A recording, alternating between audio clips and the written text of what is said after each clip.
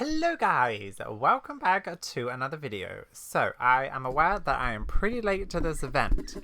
I have been staying off Twitter and YouTube and everything. Sorry, I was moving my microphone. To not get spoilers for this, but today we are doing this event. Let's just load it up. The parade didn't promise. Why is the game being funny? Game, do not do this to me. So yeah, we're going to do this. Today we are bringing... Oh, should I bring these guys? You know what? We're going to do it because we actually have Carpe. So, yes, as you can see, I'm doing this very late. I've just been busy with working and doing other videos, playing Star Rail, which I really love. Is that the client? Wait. Oh, it's you! Am I a client? So, yeah, we have 3 dentures in this team. Okay. There have been many poorly written applications lately. Yeah, okay. I guess I'll just have to reject them all. Please stop talking. So yeah, we're gonna go do this. I'm thoroughly excited. I believe this is where it kind of is, or at least something's here. It's a very nice stage. I think we will spend some time with Carve. I'm not... Oh! Oh, wait, I want it to be day. So yeah, we're gonna take our time with this. We're gonna go through the story. Obviously, if you're watching this in the present or the future, depending. But yeah, we're going to do the full quest. Timestamps will be in the link. No, it won't be in the link. It will be in the description. So yeah, this first one is the Parade of Provinces coming and going. Act 1. Where's my key? And yeah, look how nice this looks. Oh, I want to screenshot this. Wait a second. Sweet. Alright, yeah. So Carve at the moment, he's leveled up. He has no artifact. And he's also using this weapon. Which I don't actually think is going to be good on him, but... I mean, I had it, so why not? Alright. Do we bring Tegnari? I feel like I need some type of off-field something. No, we won't. Alright, anyway, sorry. I'm going to keep rambling. I've missed you guys. It's been like... Oh my god, game please move. Yeah, it's been like ages for me, but like I think I've had videos going out, and then we obviously did the summoning session, but like I miss just doing quests and all of that stuff. So let's go. Should we bring Baiju? I feel like I want to use some characters I haven't really used. Sorry. Like I definitely want Alhaitham, Carve. Who else is like an academia student?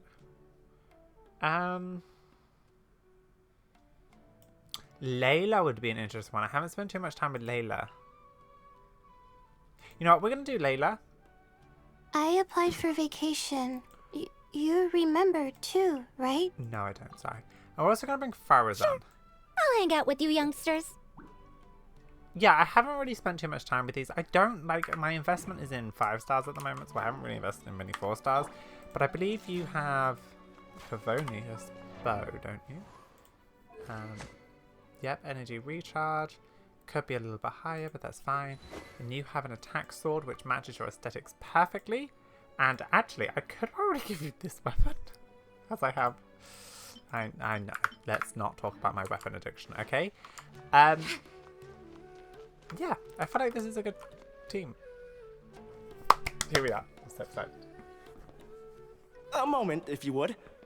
Are you two the famous Traveler and Paimon by any chance? I is. We sure are. And who are you? My name is Wikas, a member of the Academia Extravaganza Planning Committee. Have you two heard of this festival? Only just now. Yep, and that's exactly why we're here. Really? There's a search helicopter off my house right now? Oh god, I'm probably searching for the will to live. Is that so? Looks like our advertising is working. Since you're both interested, would you mind if I gave you a brief explanation of the event? Sure, but what is your badge? I like your badge. I want the badge. So, the Academia Extravaganza is a grand event run by the Academia with a long and storied history. To be precise, it can be divided into the Wisdom Gala and the Inter-Darshan Championship. The gala is held annually. During this time, all 6 Darshans will set up booths throughout the city and host guests to showcase the most fascinating aspects of their school, and thus increase their influence. On the other hand, the championship is held once every 4 years. Each Darshan will send a representative to vie for the position of Grand Champion. This year, the gala is being held alongside the championship, so the mood in the city is, as they say, at an unprecedented fever pitch. Got it. Cool. Thanks a bunch for the detailed explanation. You're most welcome. Answering questions regarding the Academia Extravaganza is my job. And I actually do have something I would like to ask the two of you. Of course you do. Huh? Need our help with something? Well, let me begin by saying that this year's Academia Extravaganza is of utmost importance to us. Lesser Lord Kusanali and the sages came up with a plan for the Academia to recruit talented people from the desert starting next year. Oh. As such, we've invited a great number of desert dwellers to take part in this festival, so they can hopefully experience the Academia's atmosphere ahead of time. I've heard that the two of you are famous across both the rainforest and desert. With your participation, especially in the Interdarshan Championship, more people will definitely come to appreciate the festival. So, obviously we know Sino. Dia? Candice? Or Kandake? I'm gonna say Candice because my dyslexia. Who else? Farazan's in Academia. Do we have any other 4 stars from the desert? I think it's just Candice, isn't it? Didn't you just say that only Darshan representatives can take part? Exactly. Or do you mean you want us to join a Darshan? But then we would have to deal with exams and essays and stuff like that. No need to worry. The championship participants have already been selected. I mean to invite the two of you as guest commentators. Your job will be to observe and record every part of the competition. There's no the pressure. record holder. Just follow each match and enjoy the festival. Okay. Aside from that, we'll also prepare some compensation for your efforts. Thanks. We won't have you working for free. That kind of sounds like a sweet deal. What do you think? Who are the participants anyway? You can head over to the festival venue later. An organizer there will introduce each participant. Some of them even might be people you recognize. I'll leave it at that for now. So, how about it? Would you like to take this commission? We'll give it a go. Wow. Having fun while getting paid? This sounds awesome. The main event venue is at the outskirts of the Citadel of Regzar, and the organizer you're looking for is Karina. Tell her the situation and she'll get you set up. Okay. The championship is going to begin soon. I wish you a good experience serving as commentators. If you have any doubts, come find me anytime. Alrighty, off we go. Let's go. They're coming and going. Welcome, one and all, to the Academia Extravaganza. Now then, allow me to reveal the prizes for this iteration of the Interdarshan Championship. Fabulous monetary rewards, research funds, a limited edition Genius Invocation TCG card, Ooh. and the right to wear the Diadem of Knowledge. Ooh. I believe that I need not elaborate as to how this is a symbol of great honor. She should be Karina, right? Looks like she's in the middle of something. Let's wait till she's less busy, then go introduce ourselves. Okay. The Diadem of Knowledge. What a perfect work of art. Every time I see it, I feel like I'm losing myself in its beauty. The one who proves fit to wear it must be a rare genius indeed. Me. I believe that most of you have already seen the Diadem of Knowledge or have heard tales about it. 20 years ago, a researcher named Sachin bought it for a large sum of mora before donating it to the Academia. The generous championship prizes are also sourced from his sponsorship. Before we begin, allow me to express our gratitude to this researcher who cannot be with us right now.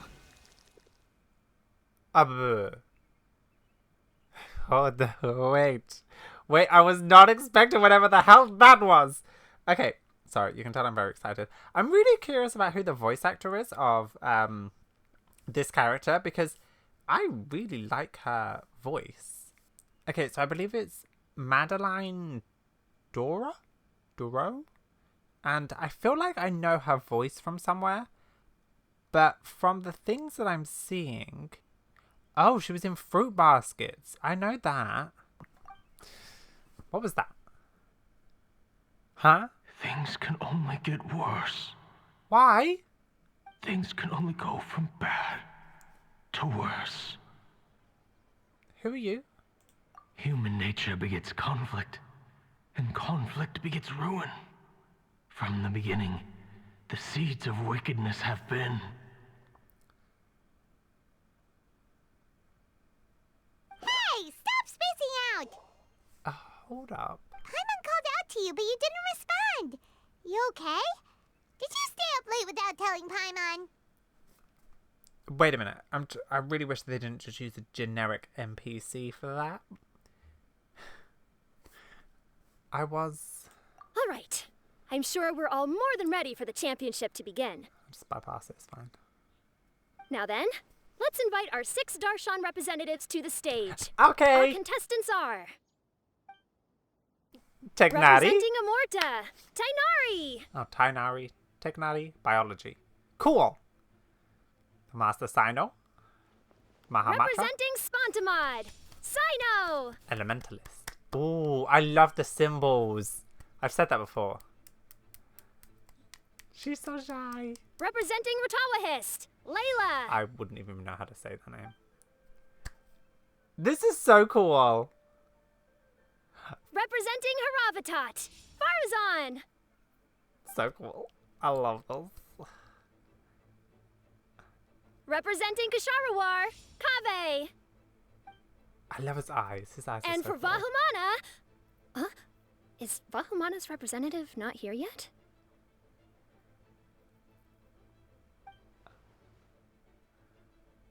These introductions are pointless. Let's just get this over with. There he is. Wait a sec. Why is he Vahumana's representative? Finally, our final contestant is Vahumana's representative, Hat Guy. Ha! Guy.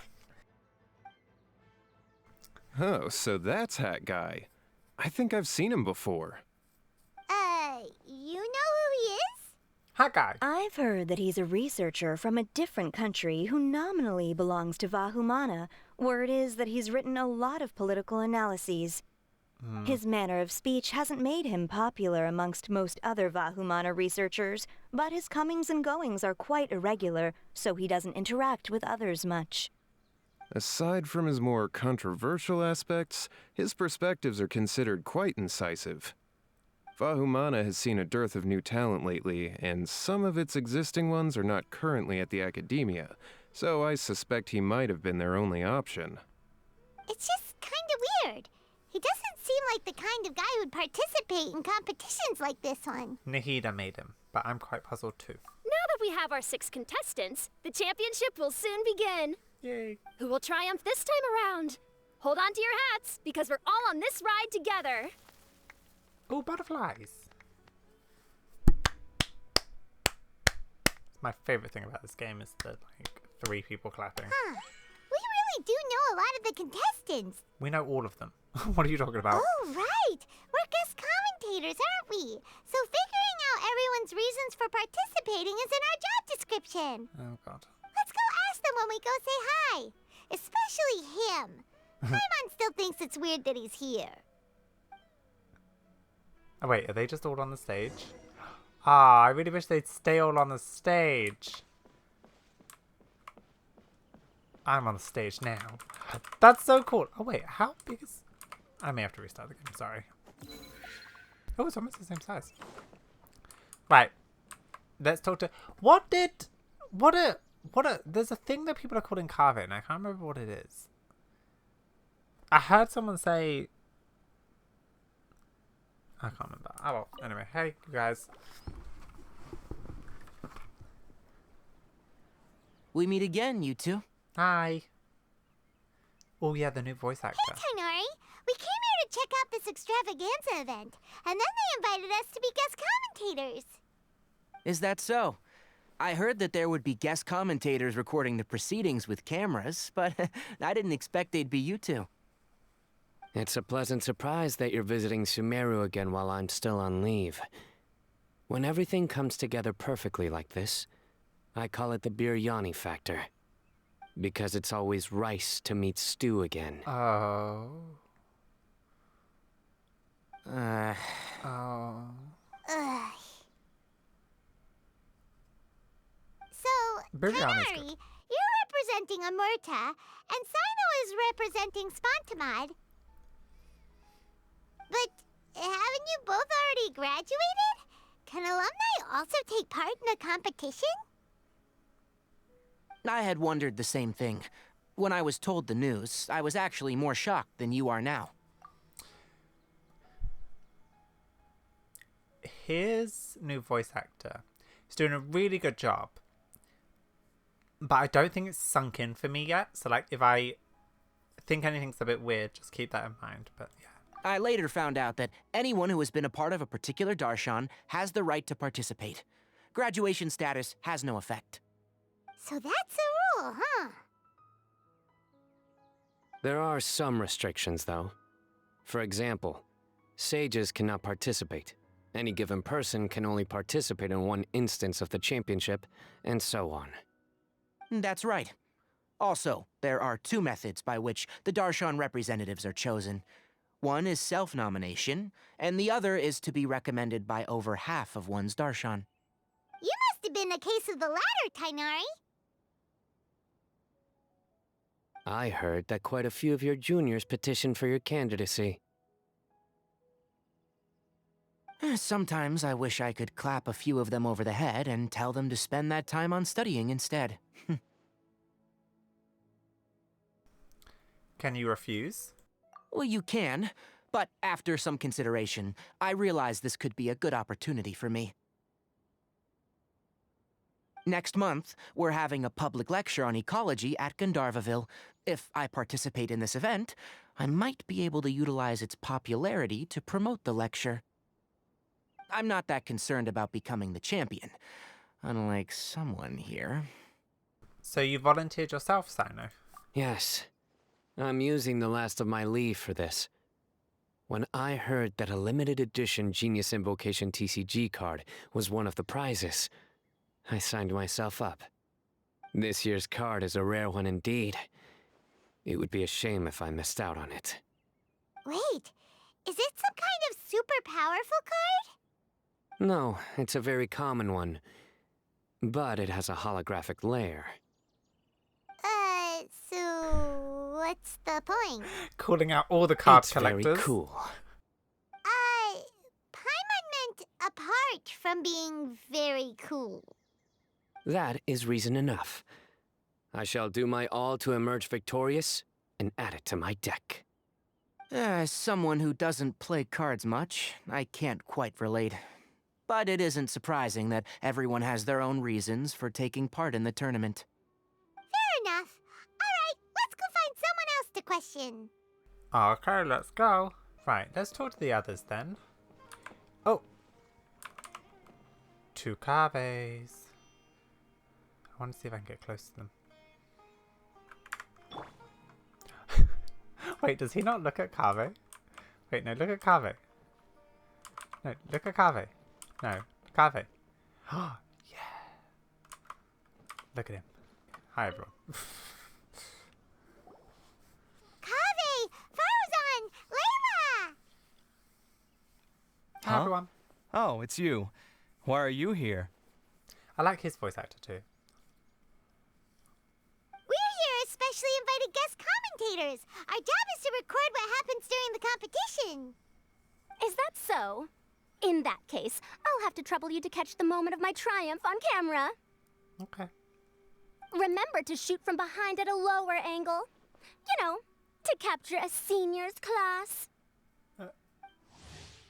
We know Farazan. She's cool. Don't get ahead of yourself now. Victory will obviously be mine.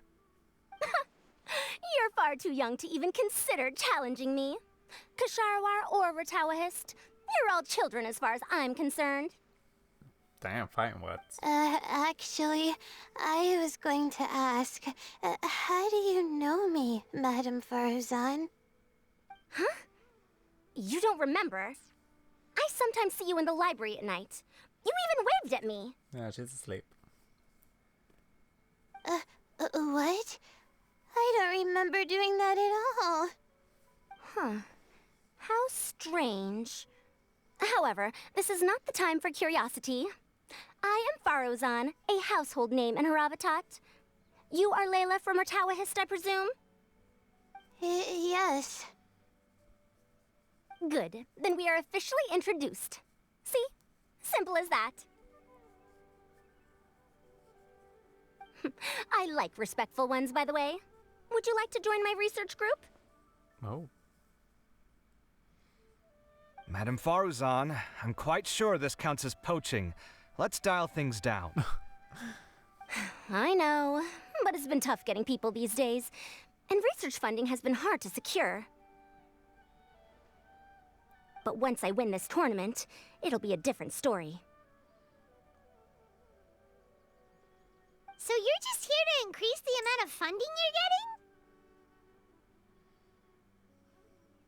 Well, not just that. What, are you curious about my reasons for participating in this event? Yeah. Well, I suppose that's to be expected. You are our guest commentators after all.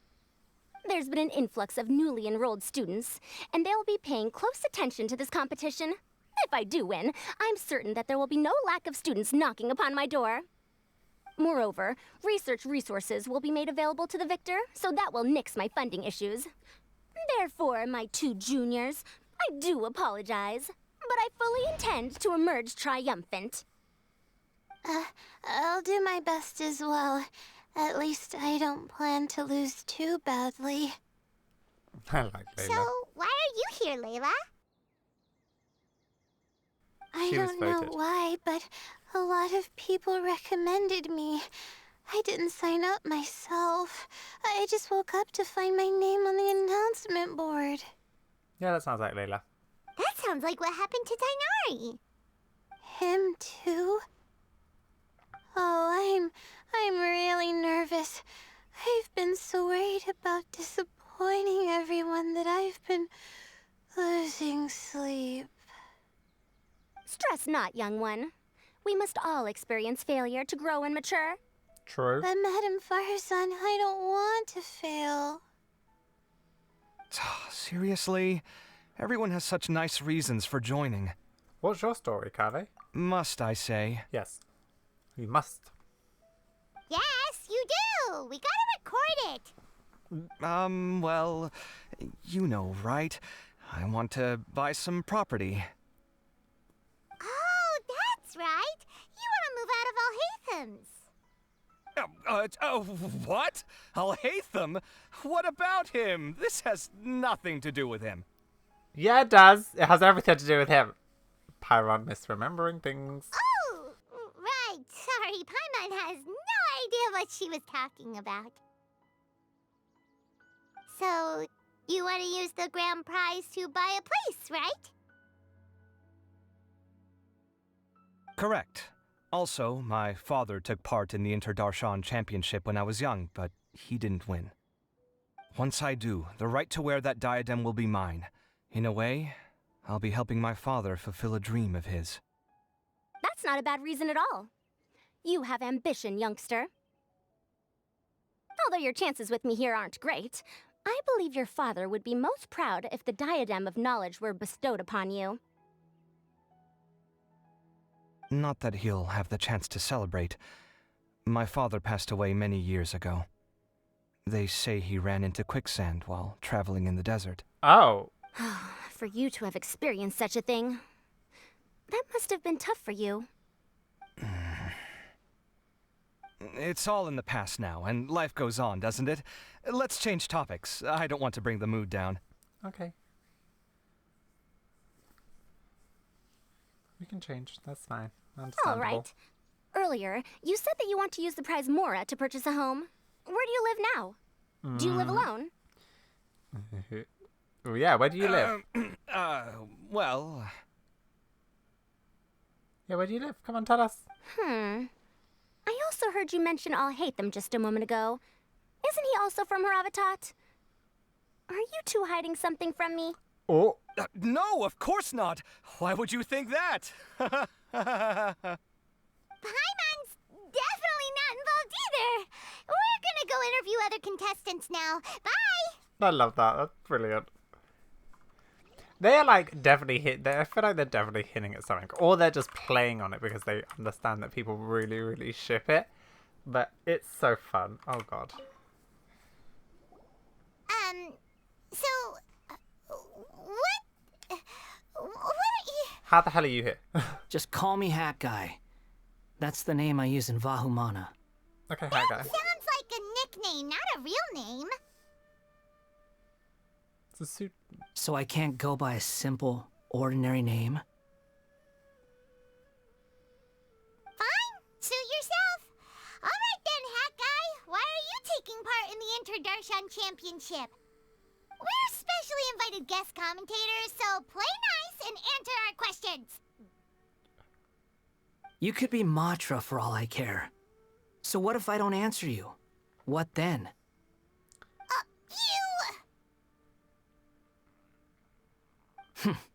I'll tell you this much. I have an agreement with someone not to reveal my motives. You're not plotting something in secret, are you? Well, it's hard to say. Why don't you take a guess? Ugh, Paimon's had it with you.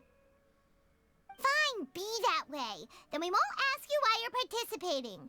Instead, why did you join Vahumana? You two sure like to poke your noses where they don't belong. If I don't say anything, are you going to annoy me to death?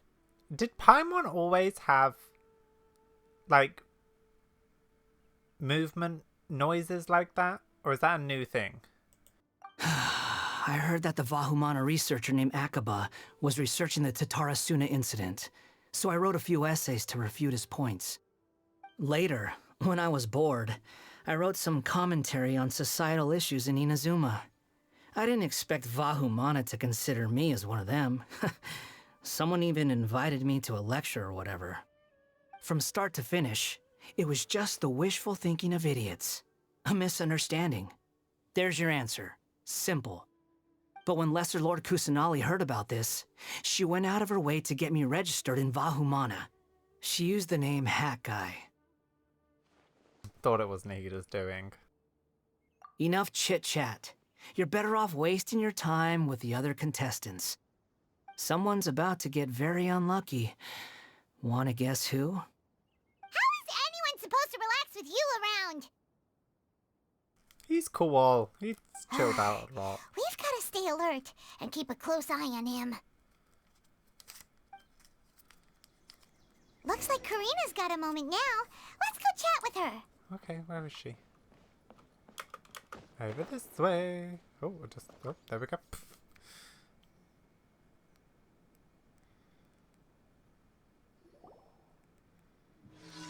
Ah, you must be the guest commentators Vikas invited.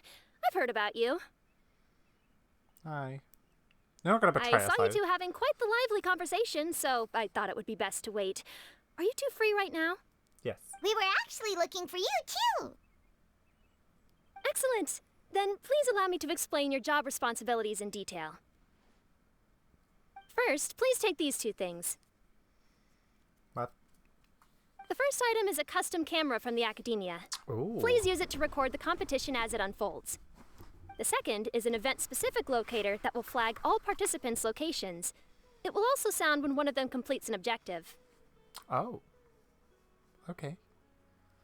Wow, what a convenient little thing. Aside from you two, there are two other commentators.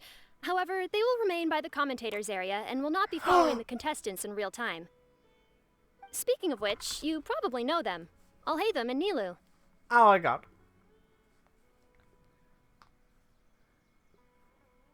Oh, it's them! We have to go over and say hi later. Well, don't let me keep you, unless you have any questions for me. I think she did have those sounds, but I think it maybe been turned up, or maybe I just have it louder. I don't know. Have you seen a white-haired man around? Why do you ask? I saw someone like that on stage earlier. Really? I didn't see any such person.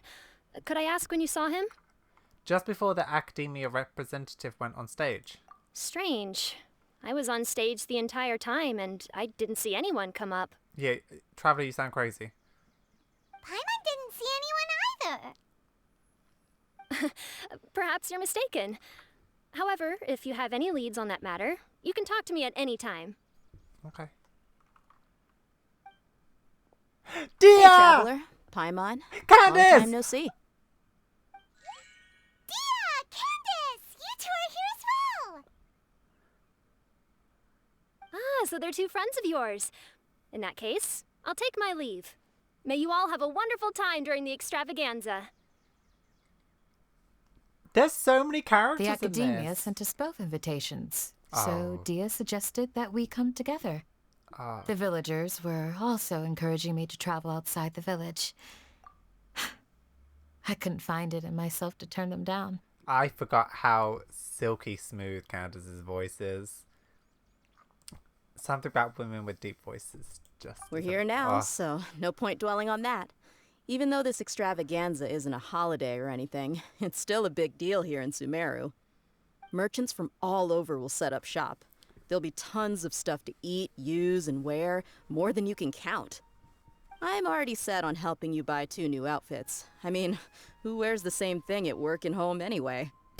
I'm looking forward to it. Just being able to relax and wander the streets freely has already made my day.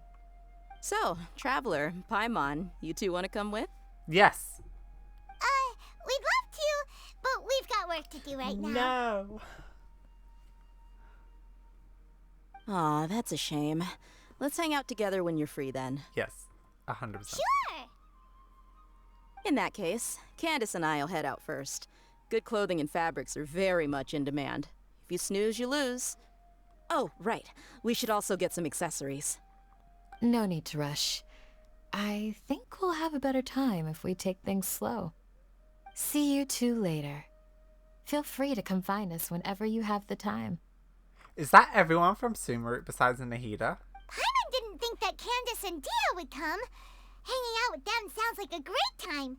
Still, looks like the competition's starting soon. Let's go over to where Alhaitham is and see what's going on.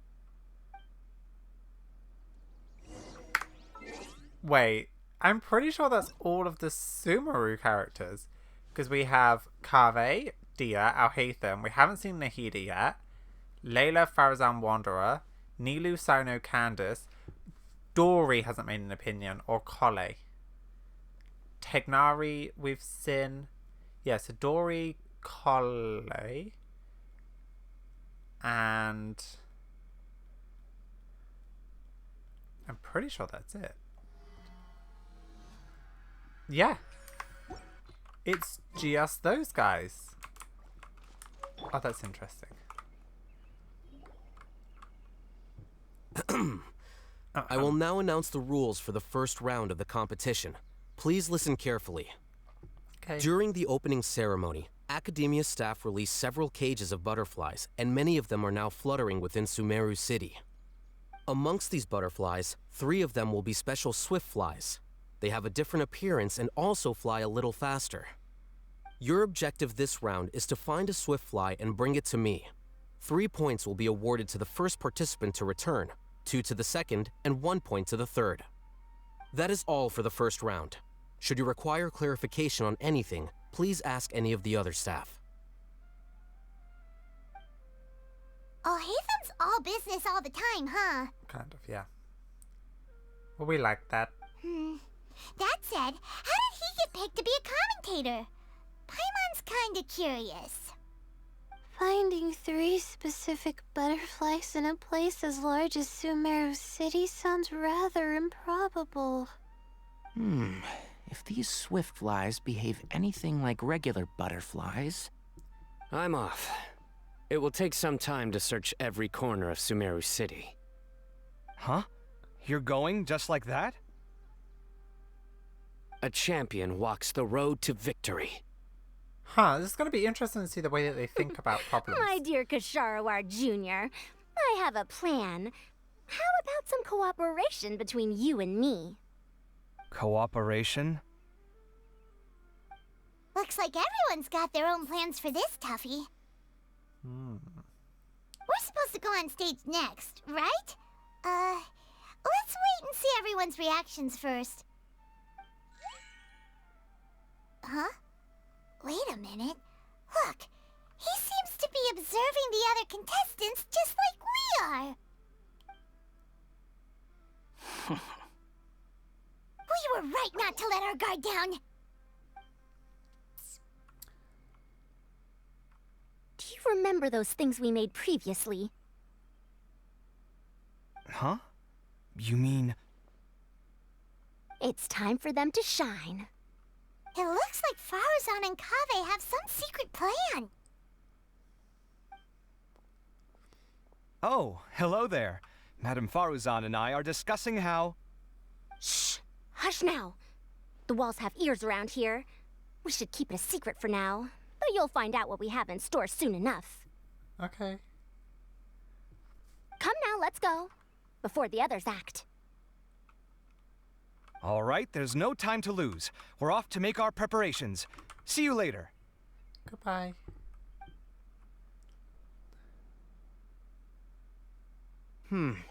This is basically what I'll need. Golly. Do you think you'll have any difficulties? I have most of the reagents with me, and I can buy the rest.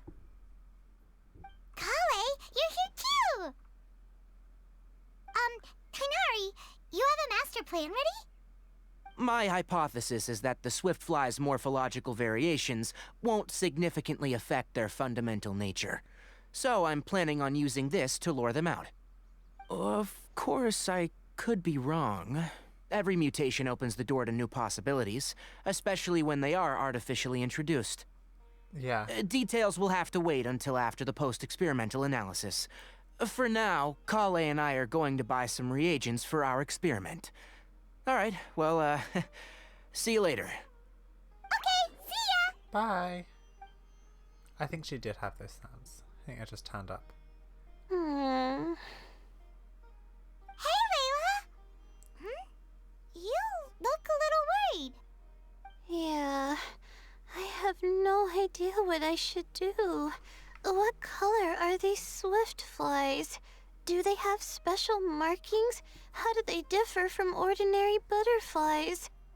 Oh, I can't even figure out these basic questions, and most of what I've learned in the past is completely useless here. Hi, guy. Aren't people who research the stars supposed to have some extraordinary abilities? Why not use astrology to solve it? Oh, you're another contestant. Hat guy, was it? Is it that you can't use astrology during the day? Guess that skill's less useful than I thought. No, it's not like that. If it's daytime, all I need is an astrolabe. So, why don't you do that then? Mona Magistus, the astrologist, said that those who constantly use astrology to obtain things that shouldn't be theirs will eventually lose the blessing from the stars. You know Mona? It's just something I read in an academic publication. I really love to read Mona's essays. You're overthinking it. Power is just a tool. It just seems to me that you don't have the resolve to win this. Well, suit yourself. Wallow in your immature ideals if you like. Hey! Seriously? Just walking off after saying a bunch of mean stuff like that? Did I say something wrong just now? No, it's good to have your own convictions. It was just a different perspective, that's all. Thank you so much. I've made up my mind not to use astrology for this. I think I'll just try my luck in the city. Okay. To be honest, I've always been pretty good at observation, and if I'm fortunate, I might be able to find that special butterfly species. Lord Cyno seems to have found a swiftfly. Come on, let's go check it out. Already? Really? Where? The butterfly flew up high, and he's chasing it now. Oh, no time to lose. Let's go see. As expected of Cyno. Actually, shouldn't you two go have a look as well? the moment when he catches the butterfly will likely be one worth recording after all. I'll head into the city shortly to start my own search. I'll see you later. Bye. Alright, in that case, let's go see Sino first, and then we can check on what everyone else is up to. Did they do something like this for the end of Inazuma before Sumeru came out? I can't. Wait, does that actually tell you where the characters are on the map? Oh, it tells you where the characters are on the map. 1, 2, 3, 4, 5. Wait, how many is there?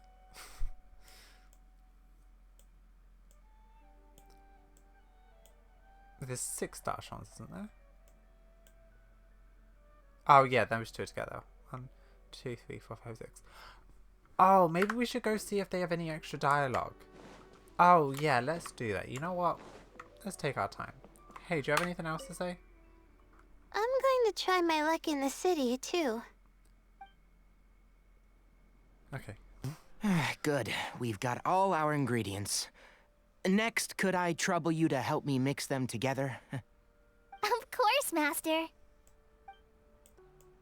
Are you sure it's alright to release so many? Have some faith. It'll be fine. Ooh, what kind of droney things have they done? Oh, he's on the stupid tree. My bad. Oh, don't fall off the tree. We found you, Sino! Oh, wait. Is that a swift fly? Ah, so pretty. Stay put. Don't move. He caught it! Huh? Sino, what's wrong? This isn't what I'm looking for. It's a... What? Finally, I made it. I heard that you caught a swiftfly, Sino. Mind letting me see what it looks like?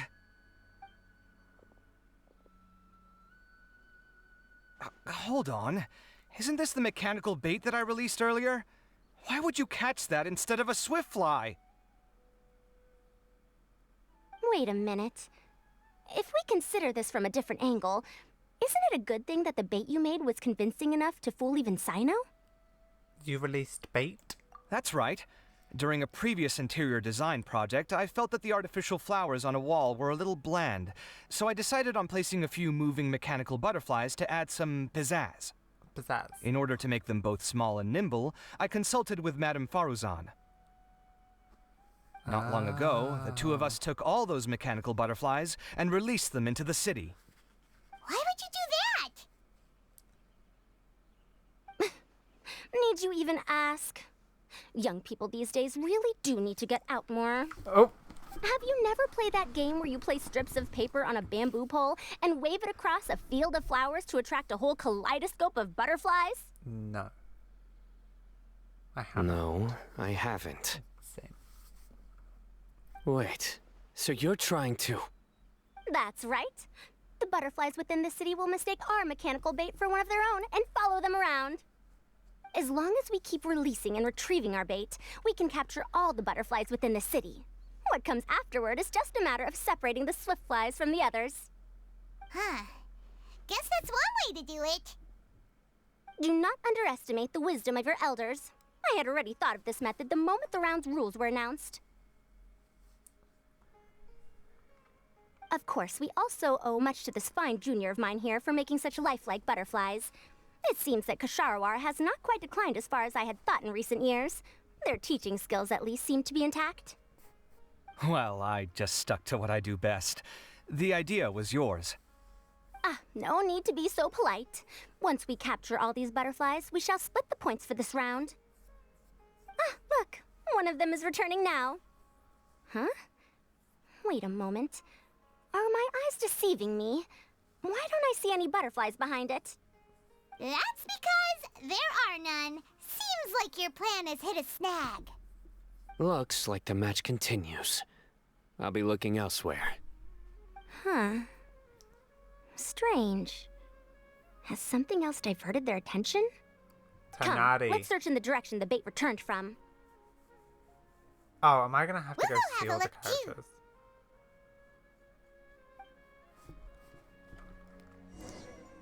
Ooh!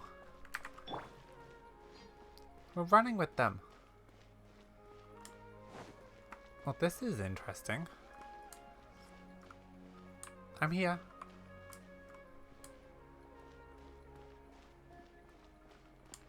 It's really weird having 3 characters, playable characters on the screen, and all of them are in my party. Okay, interesting. Hathan, why are you just looking at... Tegnari. You know what, I probably shouldn't have gone to see them all, but you know what, I wanted to. I wanted to see if there's anything extra. Da da da da da da da da.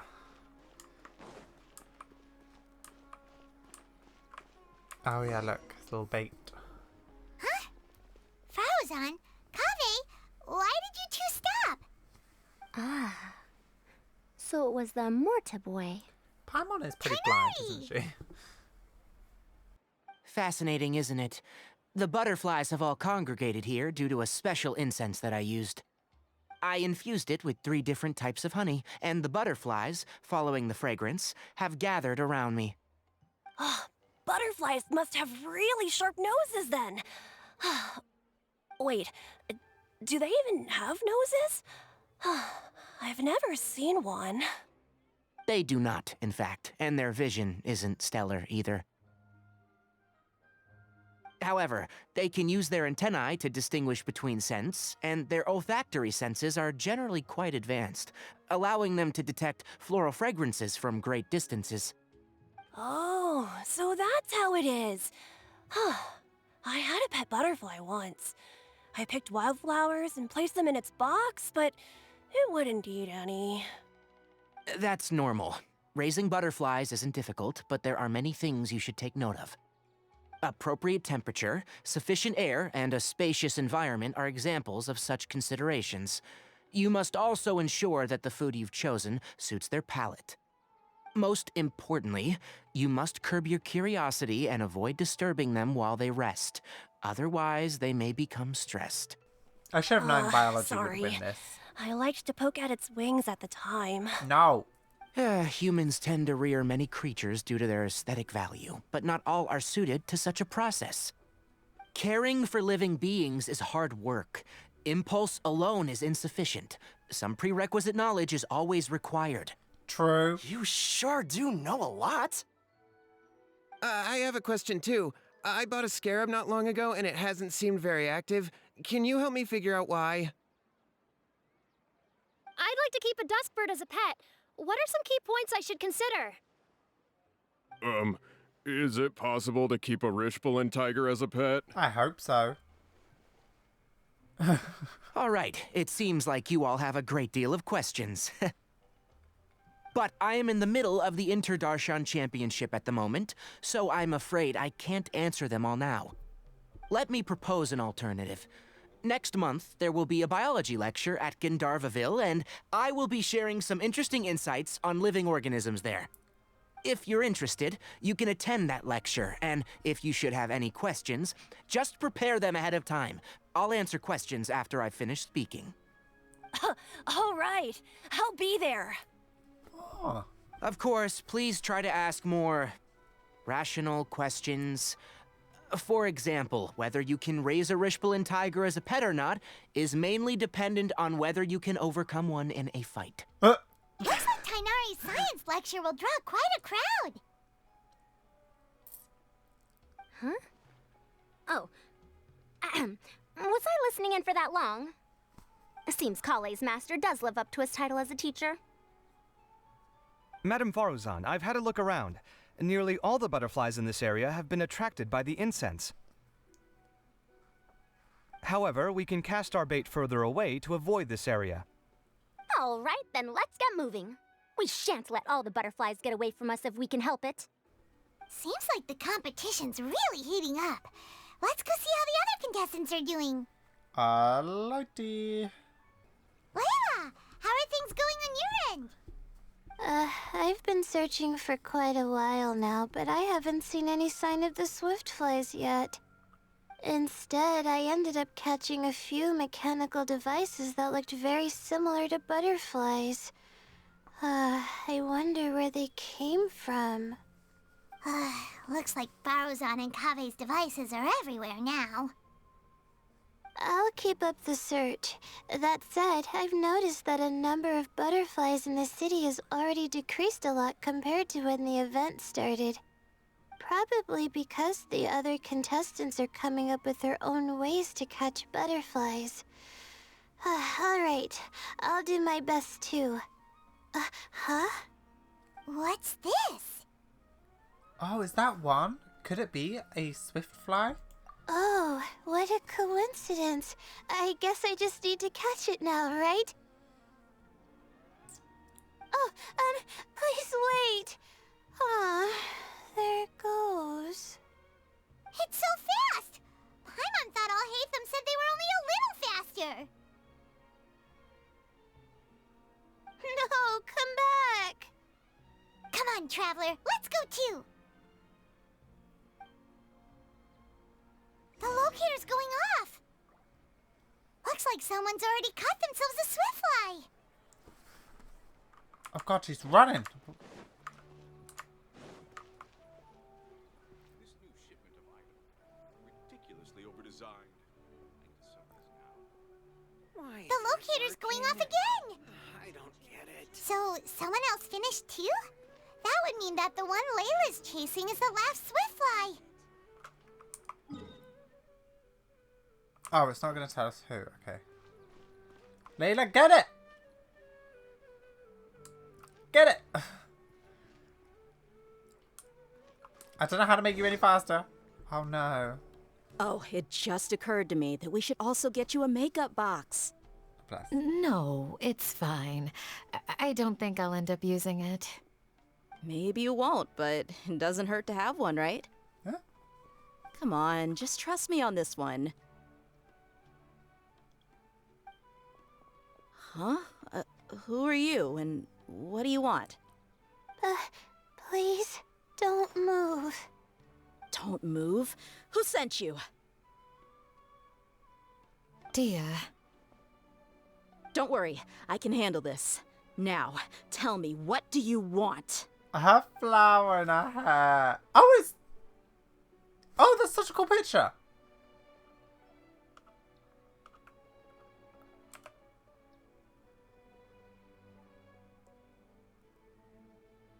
Oh, I love that. Okay, I really hope there's more of these. I believe she's looking for this. Here, take it. A butterfly? Was it on my head? Is that one of the artifacts? Oh, It's been a while, Layla. They know each other? How do they know each other? Oh my god. How do you know each other? Tell me. Tell me A friend everything. of yours? Oh, so she must be the one you were telling me about. Huh? You two know each other? Oh yeah, it has been some time. The first time I ever woke up after sleepwalking, I somehow found myself in Aru village. Candace was the one who took care of me then. Aw. That's right. She didn't look well, so I gave her something to eat. She said a lot of complicated things about astrology, the night sky, the stars. Not sure I understood it all, but it sounded pretty enchanting. Right. Do you still want this butterfly? It seems like you were chasing it all the way here. It's of little use to me, but if you don't want it, I can release it. No. Just let her have it. It's no big deal. The swiftfly was flying so fast, but you were able to catch it like it was nothing, Candace. Oh, it didn't seem that quick, really. I was actually worried that I would injure it. But I'm glad that didn't happen. Anyway, sorry about the butterfly thing. With the way you suddenly came running over like that, I thought you were hired to take us out or something. Huh. On second thought, I guess I've never seen an assassin that looks tired with dark bags around their eyes. Oh, you must be taking part in the championship. Take it from me. Don't let it stop you from getting some rest. I'll do what I can. Thank you. We'll be on our way then. See you later. Oh, I'm raising Candace. Alrighty, Doing it. let's bring the Swiftfly back together with Layla.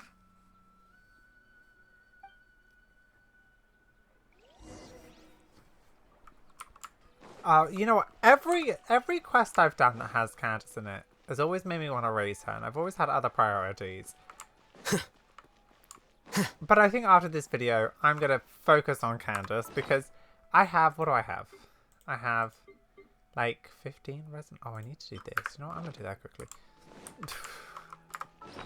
But also I have like 15, 17 of these for those few other things. Oh, and I'm gonna raise her. You know what? I'm gonna do it. I'm gonna be happy. It seems we have a third contestant who has returned with a Swiftfly. With that, the first round has come to an end. I anticipate that all of you will keep up the effort for the second round. Dismissed. Your closing statement sounded so... how do I put it? Decisive? Well, you could certainly stand to try being more decisive, Nilu. It would help you live more freely. Hang on a second. Who were the first two contestants with Swiftflies? Tighnari was first, and as for the second, it's being discussed right now. Farazan and Kave. Hey, Alhaitham, I think I've come up with a good idea. Second place gets 2 points, right? Can't Madame Faruzan and I split the points between us? Quite the imagination you have there. I've read the championship handbook from cover to cover, and I never saw any rule which permits that. Then we can just add a rule. Do you really think I'd do that? Oh, come on, you're not going to stand in the way of my victory, are you? Well, you're free to send the organizing committee an application outlining your naive proposal. They'll get back to you within 3 working days. 3 working days? It'll be too late by then. Unfortunately for you, even dreaming is gonna cost you. Paimon gets it now. Kaveh and Faruzan found the second Swiftfly together, but the rules say that only one person can get the points.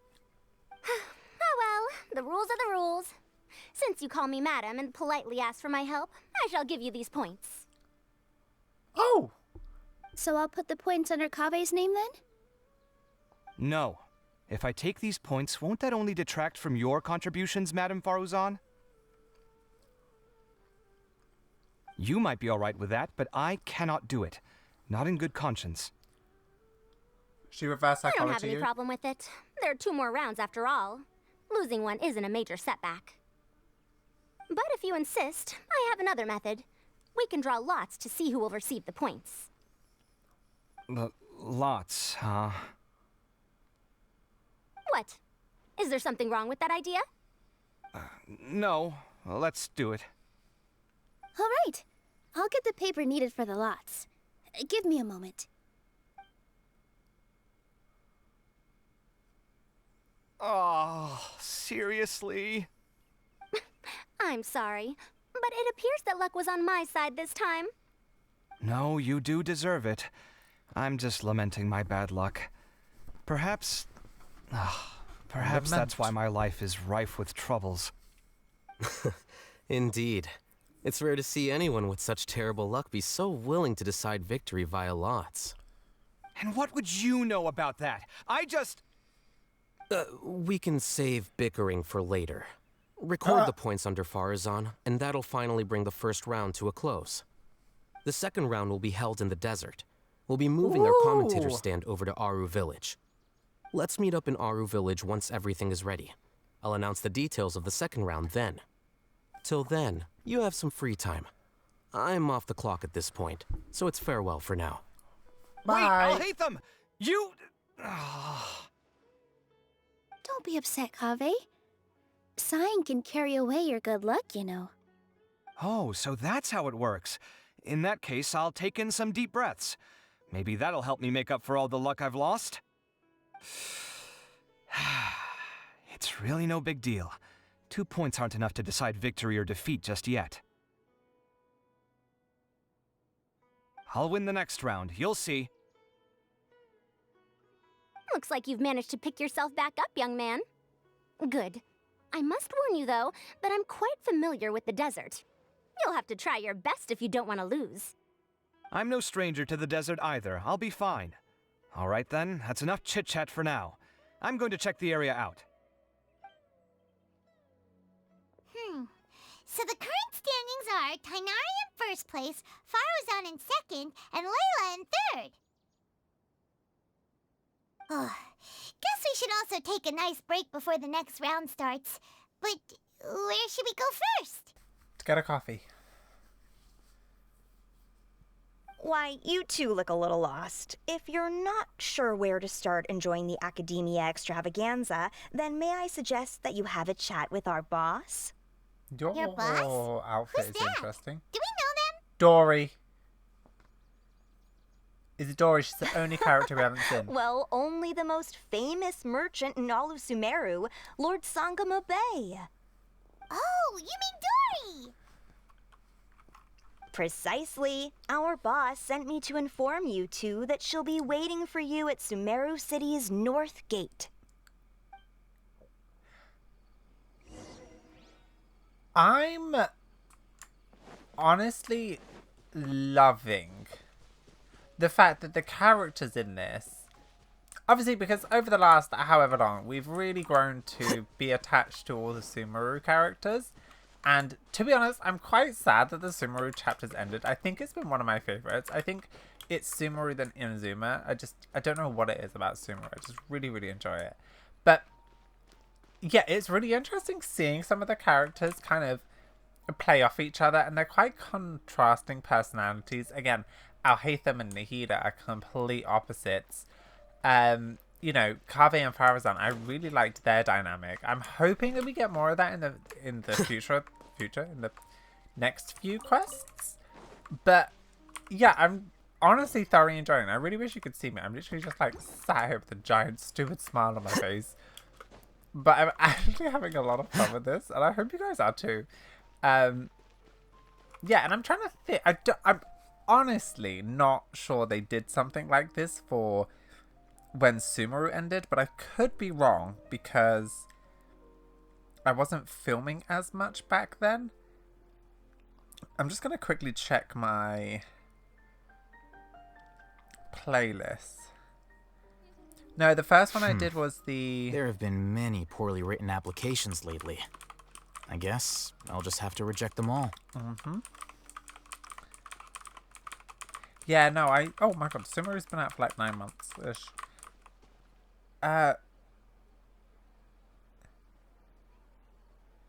Yeah, I don't think they have.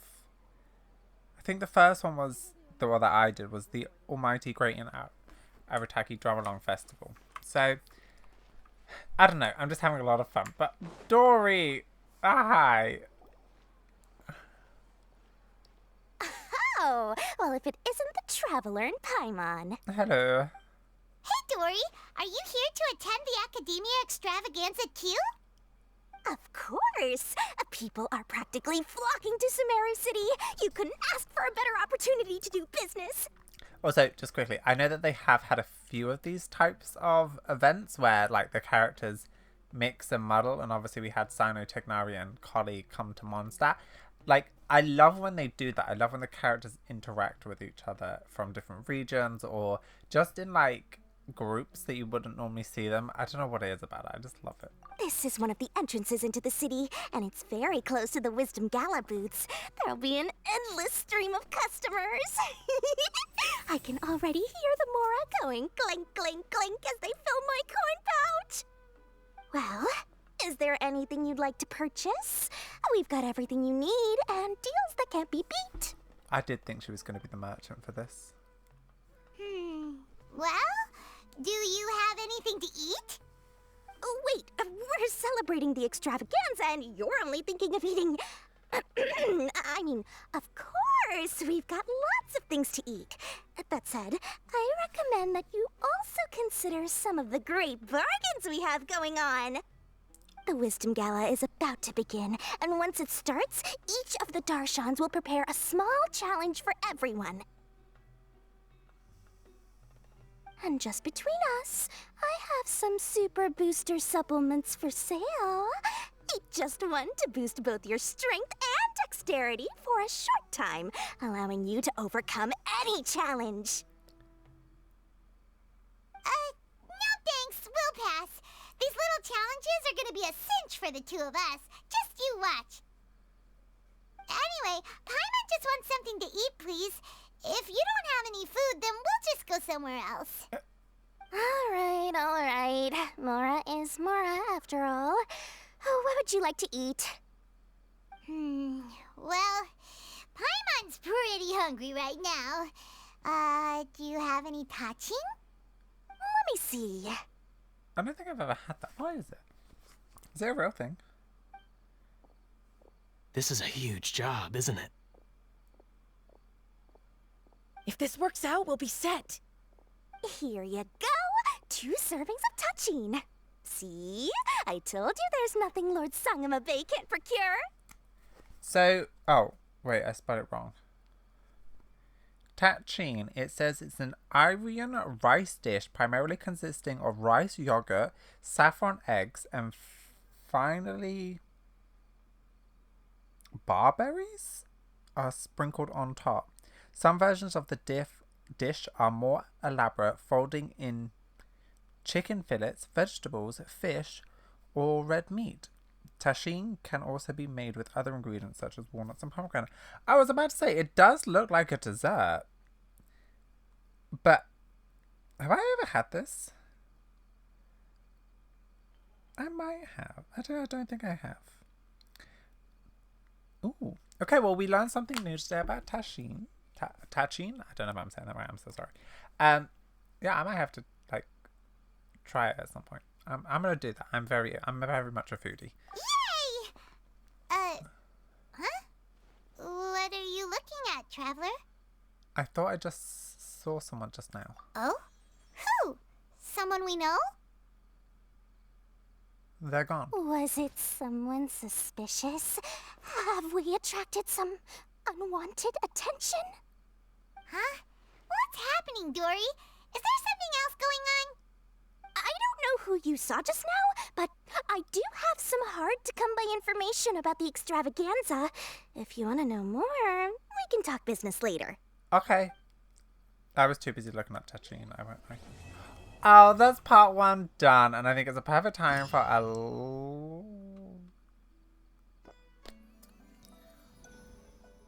Oh. Ooh. Okay, so we have the Gathering of the Stars. Oh, these things are so nice. I really love these. Oh, this one's my favorite. I really love these artworks. So we're probably not going to do these on camera. Or I might do it now. It depends. No, I might do it at the end, actually. Will you chill out? Okay. Alright, and here we go. Oh yeah, we're going all the way over there. I forgot we were in the desert. This is pretty cool, I won't lie. Oh, they're at this guy's house. And that's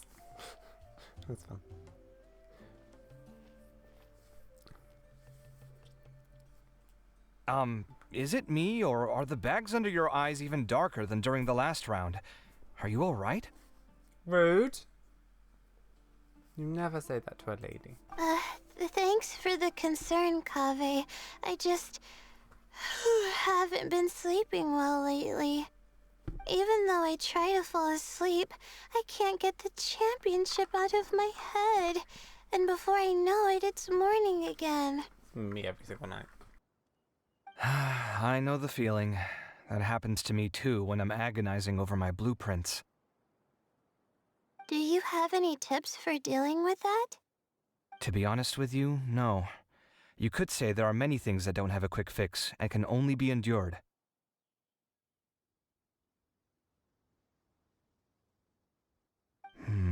I suppose you can think of it as something akin to an illness. Sometimes there's no effective cure, so you just have to let things run their course. I don't know what's stressing you out, but I can feel all the anxiety and pressure coming from you. The next round's about to start, so chin up and do your best.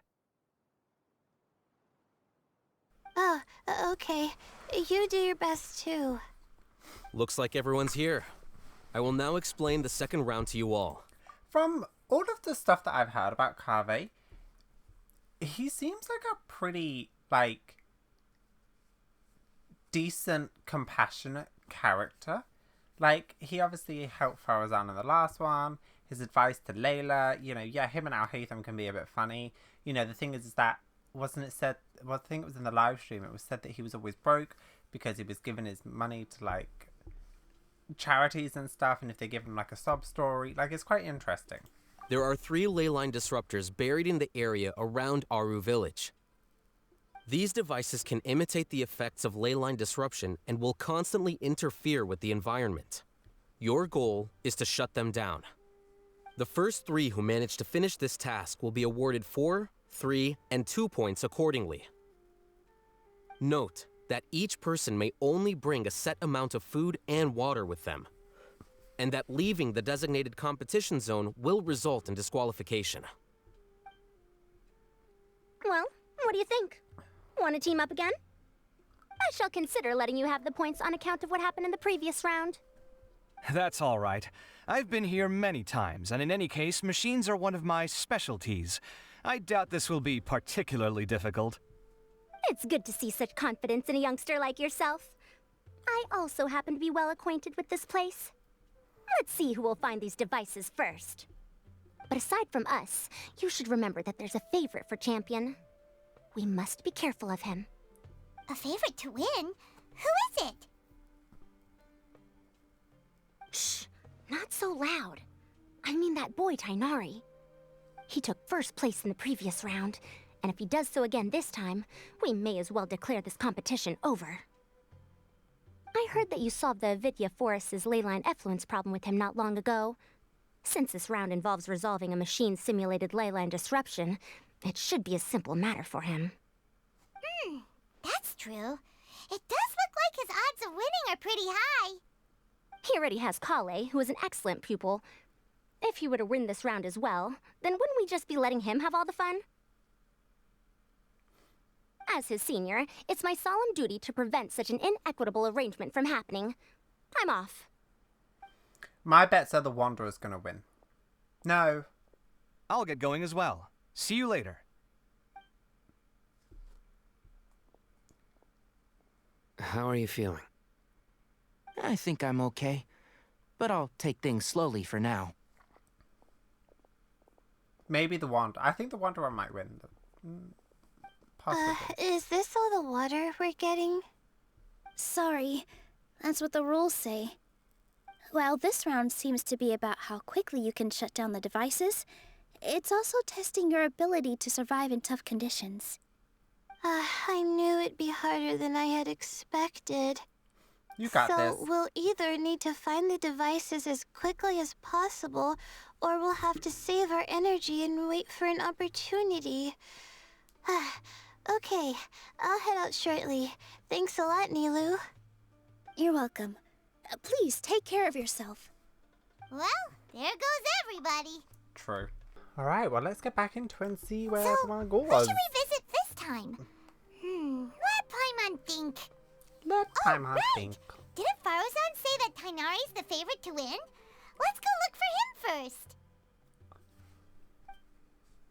Alright.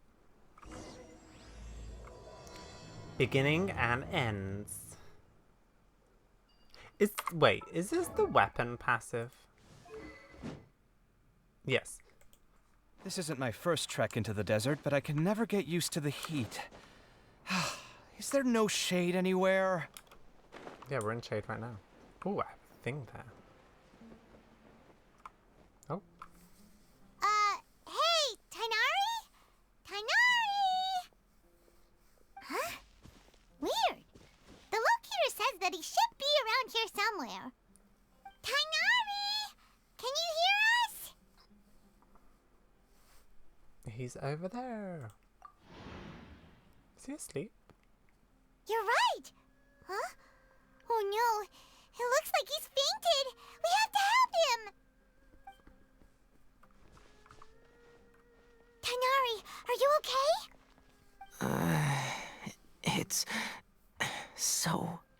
hot. Oh, so you passed out because of the heat. Are you not used to getting around in the desert? That's right. I usually bring lots of water when I go to the desert, precisely to avoid this situation. But your ears. I went through all my water very quickly, and with the effects of the disturbed ley lines, I started feeling dizzy. My ancestors, the Volukashuna, were originally from the desert. But I guess this is what happens when a species migrates. They become intolerant of their original environment. I was gonna say, because his fox... What? His ears kind of look like fennec foxes. And I know that fennec foxes live in the desert mostly, or like a lot of sandy areas, hot areas.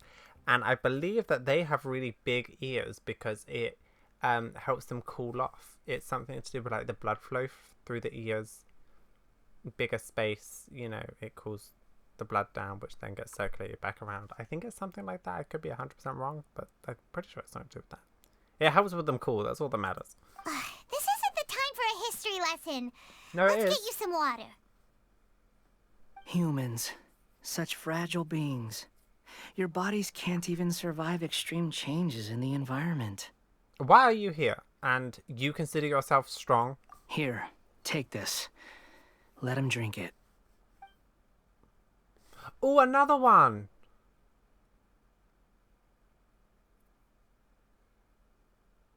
I really like this style. Whoever did these artworks, 10 out of 10. I wish I knew who you were so I could follow you. If anyone knows, please let me know. Are you serious? This had better be just normal water. Hey! You're leaving already? It seems it really is just water. Paimon really doesn't get that guy. What's he up to? Anyway, let's focus on helping Tainari drink some water first. I'm feeling a little better now. Thanks, you two. Oh, it wasn't just the two of us. Just now... Found you at last. Sino, you're here too! I was concerned, so I came back to check on you. Will you be able to go on? The fur on my tail is so dry, it's practically been singed right off. I don't see any purpose in pushing myself beyond what is reasonable. It appears I'm not suited to this particular round. I should probably just return to Aru Village and rest. Really? So you're backing out? Yes. I do have my results in the first round to serve as a buffer, so even if I forfeit this round, I still have a chance to turn things around later. Withdrawing now will allow me to conserve my energy. Continuing to push onward would be counterproductive. I agree. A wise decision.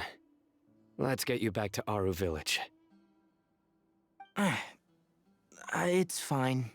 I can make it back on my own. Oh, stop trying to be so polite. Come on, we'll help you back to Aru Village. Are we actually? Oh, we are going back. Okay. I'm gonna quickly do this.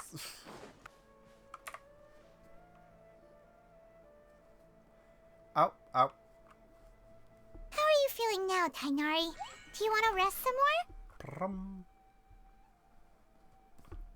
There's some shade here, so we can stop for a while. All right, let's do that.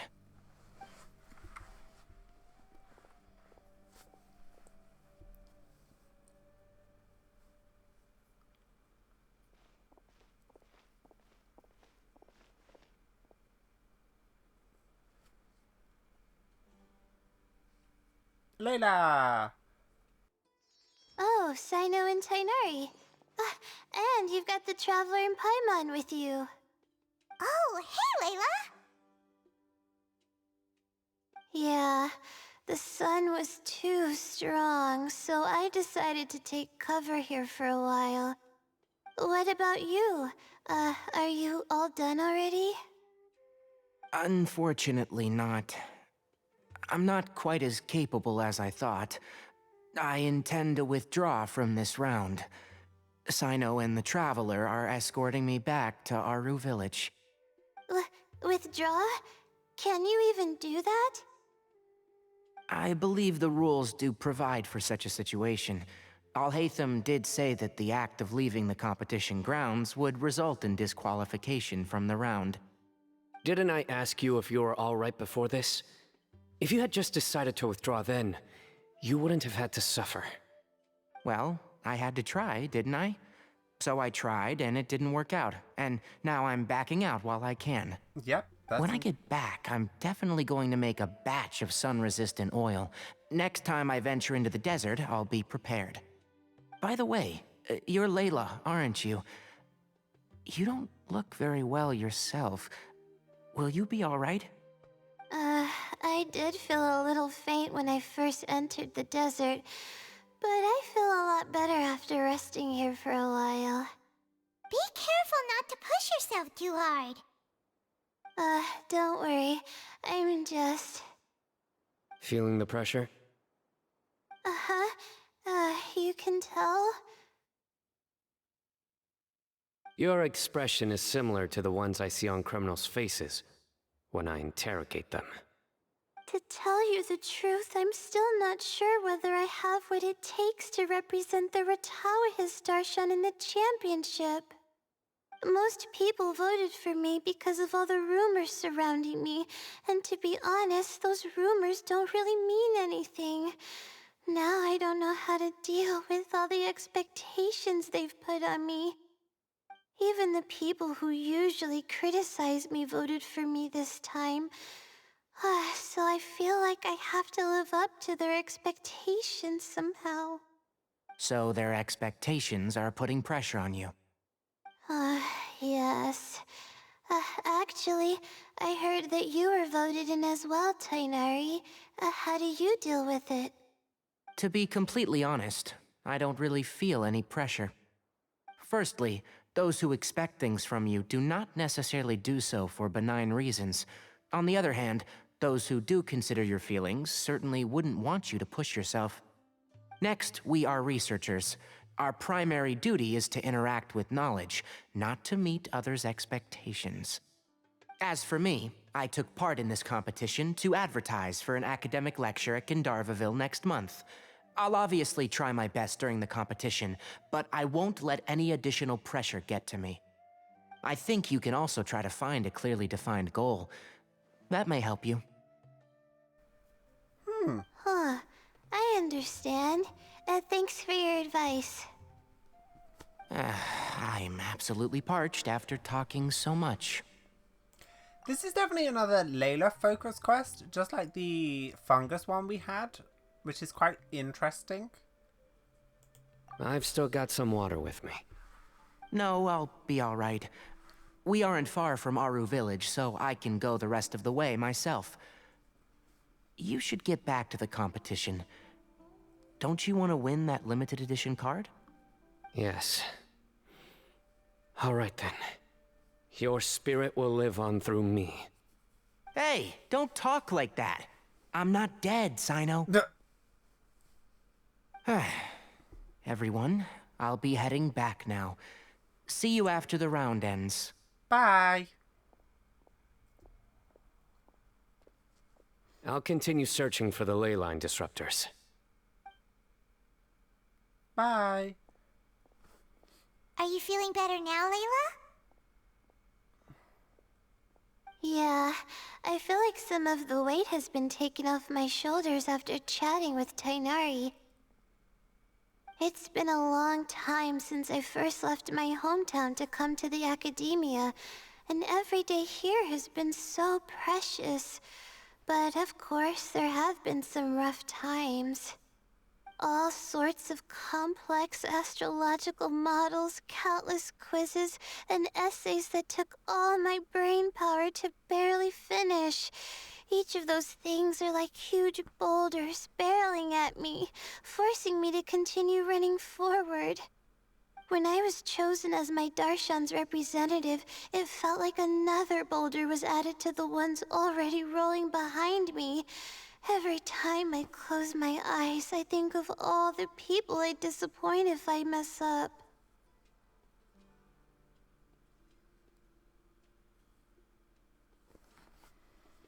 We would never be disappointed in you, Layla. Yeah, I think that's what Tainari was trying to tell me. You're our good friends, which is why you didn't stop him from dropping out of this round, and why you don't feel disappointed in me. That's right! No need to feel so down! That said, he did also say that he hopes I could have more concrete goals for taking part in this competition. I don't have any now, but I'll give that some thought. Anyway, I won't take up any more of your time. You still have to record the other contestants' progress, don't you? Perhaps they've had some breakthroughs while we've been chatting. True. We should go look for the others. Now, who's left? Tainari's dropped out for the round, and we just saw Sino. You could go see how Madame Farozan's doing. I've heard that she's quite knowledgeable about the desert, so she's probably made some progress by now. Okay, let's go look for Farozan! Hey there, Farozan! Have you made any progress? Ah, you're just in time. I'm about to start digging right here. Oh, you found the leyline disruptor already? Such a simple problem could never confound me. Not long after entering the desert, I discovered a primal construct that was acting abnormally, so I followed it all the way here. Once I got near here, it suddenly disappeared. Something unusual must be happening around this area. You're a true expert, Madame Farozan. You knew what to do right away. Well, I do happen to have more experience than most. But that aside, has anyone completed this challenge yet? No. Nope, not yet. Well then, I suppose I'll be the first. What about that boy Tainari? He withdrew from this round. Oh? And why's that? He got hot. He's not used to being out and about in the desert. Huh. I didn't think he would have such a weakness. I suppose he could use a bit more training. What about the others? Is that Ratawahist girl still a bundle of nerves?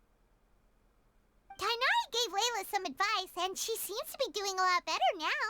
Sino just started his search for the disruptors, and as for Hat Guy, well, who knows what he's thinking. And what about Kaveh? Has he found a leyline disruptor yet? Paimon doesn't think so, or our locators would have already let us know. Strange. What's he lollygagging for? With his skills, you should have heard something from him by now. Well, I'm afraid the most thrilling moments are already done here. You should probably go find Kaveh and see how he's faring now. Okay. I can do that. Oh, look, it's a little bit back. Oh, cutscene. Come on, stop following me! I already gave you all the food I had on me. Aww. You can cry all you want. I don't have any more food. All I have left is a half bottle of water, and I can't possibly give you that. Without water, traveling in the desert will be incredibly difficult, and I still need to find what I'm looking for. Marak, can you help me out here? Keep them away. Oh! Kaveh, there you are! I like how the camera... Farozan told us to come see how you're doing. What are you up to? Just thinking about it makes me upset. Not long after I entered the desert, I was accosted by these fellows. I don't know why, but they didn't leave the competition grounds, and now the leyline disruptions have left them confused and circling around the area. The moment they saw me, they wouldn't leave me alone. They even cheated me out of my limited food supply.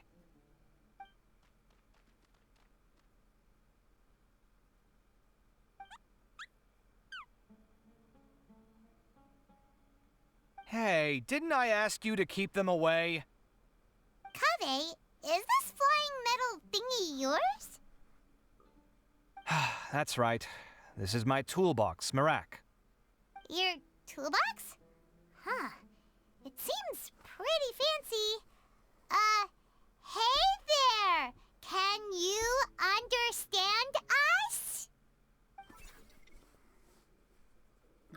That's so cool. Why is he a 4-star? Why is he here with you? Sometimes I need to carry things when I go out, so it's handy to have a portable toolbox. Well, this definitely doesn't look like an ordinary toolbox, that's for sure. It's a long story. When I was working in the desert, I ran into a merchant group who had a machine core they excavated from some tomb. It was clearly from King Deshret's civilization. His technology still isn't fully understood, and Kasharawar has many different opinions on this topic. Our current theories cannot explain such mysteries. Upon seeing such a rare, complete specimen before me, I forked over all the mora on my person to purchase it. Some time back, I wanted to make an automated case that could store my offloaded items. With that core, I created Mirak. It can't understand commands that are too complex, but it can serve as my assistant and help me with things like mapping and surveying. Most importantly, it can't talk, so it can't give me any attitude. Oh, I like it. Oh, yes. Thanks for helping hide the fact that I live at Alhatham's place earlier. Well, Paimon was the one who gave it away in the first place. Sorry. I hope this season of my life ends soon, so I can get things back on track. Things just started going downhill at some point. Maybe it all started when my mom remarried and left for Fontaine. Or maybe it all started when I spoke to Alhatham in the library. Okay, 1, trauma dump. 2, excuse me, what? My mum remarried and left for Fontaine. Are we going to meet Kave's mum in Fontaine? Is he going to have a bigger part in Fontaine? I hope so. Or maybe it's because constructing the Palace of Alcazar's burned through my funds. I'm still paying off the debt from that one. Oh, when's this going to end?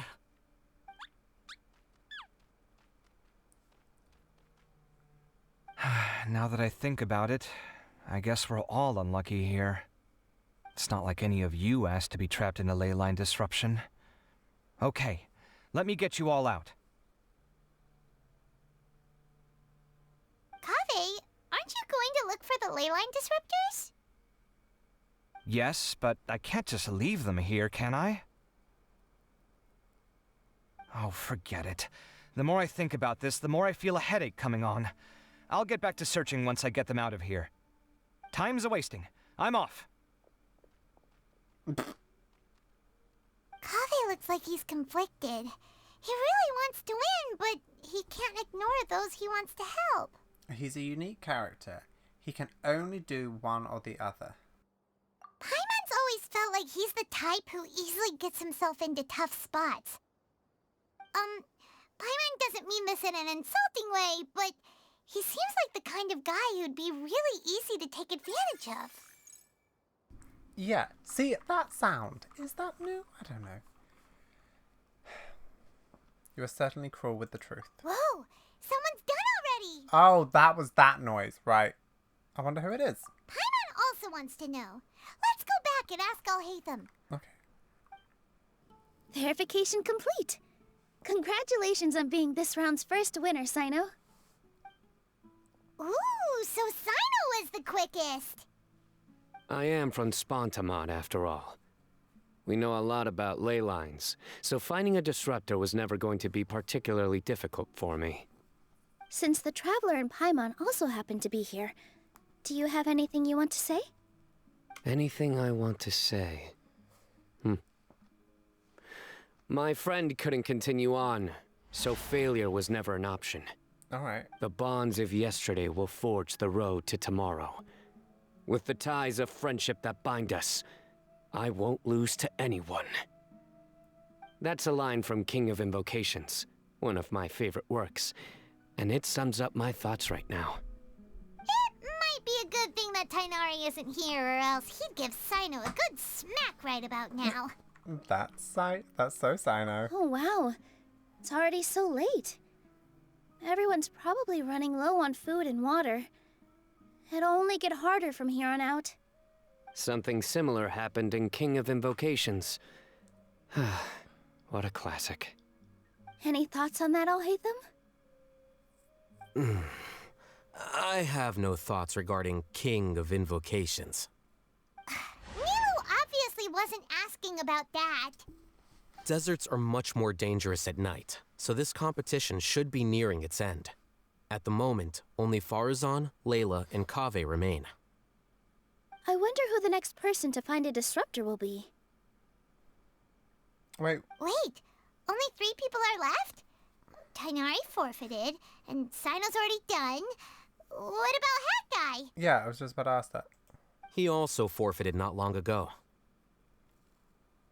Ugh, Paimon can't understand what he's thinking at all. But, like Alhaitham said, this round's almost over. Let's go see what the other contestants are doing. Okay.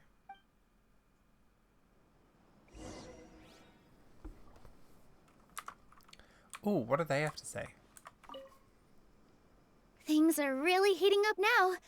You can feel the contestants' passion too, can't you, Alhaitham? Compared to the abstraction of human emotions, the desert heat is easier to intuit. Tighnari made the right decision to forfeit. They have such contrasting personalities. It's so funny. Are you alright? Oh. Much better. Aru Village's hospitality sure is something. 2 whole pitchers of water, to be precise. If your throat's too wet as a result, I can provide some dry humor. I thought that was going in a different direction. No, thanks. Much appreciated, though. Sweet. Sweet. Alright. Hello again. You know, it suddenly occurred to me that you guys have had to do a lot of running around this time. Don't you find it tiring? It's not bad. Really? Wow. I don't know where you get your strength from. The desert's getting colder now that night's falling, and the wind can really sting your face because of all the sand in it. Has anyone finished this round yet? Sino's already shut one down. Have you made any progress yet? I circled the whole area, but I didn't find anything. But I did have the chance to think some more about that thing that was weighing on my mind, and I realized something. And what was it? Well, my fellow Retawahist members must have all put my name forward for different reasons, and maybe a lot of them only picked me because they wanted to watch me make a fool of myself. But be that as it may, I believe that a lot of them genuinely do expect great things from me. Okay. And I want to live up to their expectations. I don't want them to regret putting my name down. Huh? But doesn't thinking like that put a lot of pressure on you? Of course, that comes with some amount of pressure for sure. But now I've thought about it, I don't feel like this is something I have to do. Instead, it's something I want to do. That may not sound like a huge difference to you, but it's helped me relax a lot. So don't worry about me. Okay. Well, that's great! Also, now that I've relaxed, I'm suddenly really sleepy. Are we gonna see her when she... I think I'll just take a quick nap. Just a quick one. Are we gonna see what she's like when she's asleep?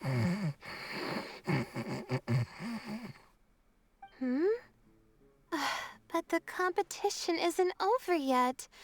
Oh, Layla. She's really a bundle of nerves, isn't she? Wait, you're... Other Layla. Good to see you too. Whew, it's nice to be out. Feels like I've been cooped up inside for quite a while. Well, since I'm here, I guess I should help her finish this. What are we supposed to be doing here again? Finding a ley line disruptor, was it? Let me see. Looks like she's basically gathered all the information she needs. It won't take long to wrap this up. Come with me, you two.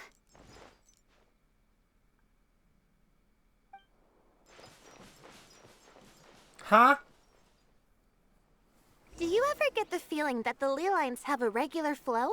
Similar to the way that celestial bodies follow fixed orbits. If we were looking down from on high, I wonder whether we'd find that the ley lines are just the reflections of the stars upon the Earth. Okay.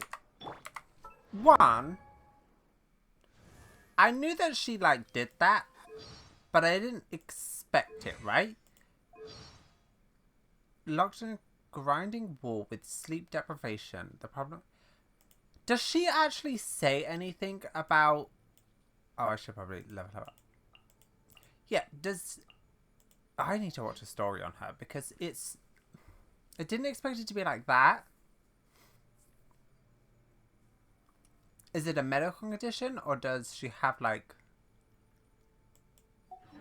two versions of herself in her head? I don't know. There's something there. I feel like it. My guiding stars! Not all astrological phenomena can be directly observed. Some are deductions based on other details that we know. It's the same situation with the ley lines.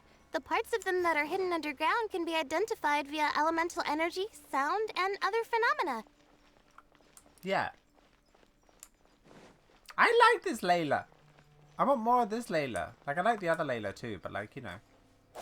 Plus, now that someone has shut one of the disruptors down, the contrast between before and after can provide me with further information still. Let me see. It should be here, I think. Oh. That was interesting. This should be it, right? I'll turn it off. That should restore the ley lines in the area to normal. Nice work! Again, I didn't do any of the real work. I'm just wrapping up. She'll probably wake up soon. No doubt she'll be a little disoriented at first, but once she's got her bearings, she'll go and report that she shut down this disruptor. Will you be staying here for a while? Or are you going to check on the other contestants? Oh, time to check our locator. Whoa, it looks like Kaveh and Faruzan are headed towards the same place. Perhaps they're about to find the last disruptor. Also, speaking of Kaveh, he's an interesting one. What do you mean? Huh? Why do you say that? Before the second round, he had a chat with the other me. He said that worries can be like illnesses. They don't always have a magic cure. Sometimes you just have to endure them as best you can until they run their course. But the way I see it, his situation is much worse than my other self's. She just hadn't found what she wanted to do at the moment, which is why she felt lost. Kaveh, meanwhile, knows what he wants to do. He's convinced that he has to win, and yet he still seems conflicted. He doesn't have a second personality, but somehow he still seems that he's at odds with himself in some way. Okay, so they do refer to her as a second personality. Okay. I don't know exactly how to describe it. It's like he's smiling on the outside, but there's no joy inside, only sorrow. Well... Still, who knows? He must be more experienced than me. Maybe he's just better at dealing with it all than I am. But back to the topic of wrapping up. Shouldn't you be getting back to the action to record how everything plays out? Last one, then the round's over. Oh, true. Okay then, guess we'll be going now. We'll keep everything you said in mind. Kaveh and Faruzan were super confident at the start, but it turns out they're the last ones to find the disruptor. But between the two of them, who's going to get there first? Let's head over quick. Oh. It should be around here.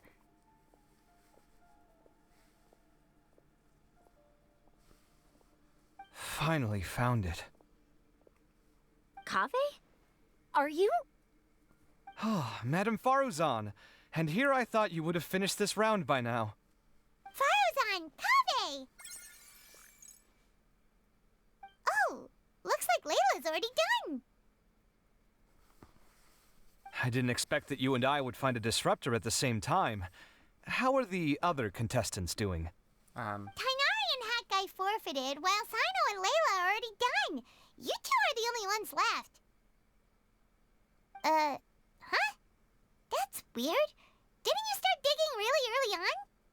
Yes, I kept digging, but instead of finding a disruptor, I found a ruin. I fell down pretty deep, and it was completely dark in there. It took me quite some time to unlock the various mechanisms and return to the surface. Well, that is your specialty. Actually, really impressive. Yeah. Yeah, it is. Finishing a week's worth of trials in such a short time. Huh. That's pretty amazing, Madame Faruzan. What about you? Why are you so late? I encountered a lot of lost desert foxes along the way, and I brought them to the outskirts of the competition zone. When I came back, I was absolutely parched. And then I blacked out. Probably from the heat, you know? When I woke up, it was already night. I used the last of my strength to come here. A most curious reason indeed. But are you sure you're all right? It sounds like you were in an incredibly dangerous situation. You said you were familiar with the desert, but the way you handled problems... It does feel rather at odds with your title as a genius. It was problematic, but that had nothing to do with me being a genius. It was my decision. The way I did things wasn't optimal, but I wouldn't have been comfortable not doing it either. My conscience would have weighed on me. Yeah. Youths these days, each stranger than the next. But back to the main issue at hand. Since we are both very certain that this is where the final leyline disruptor is, let's dig it up then.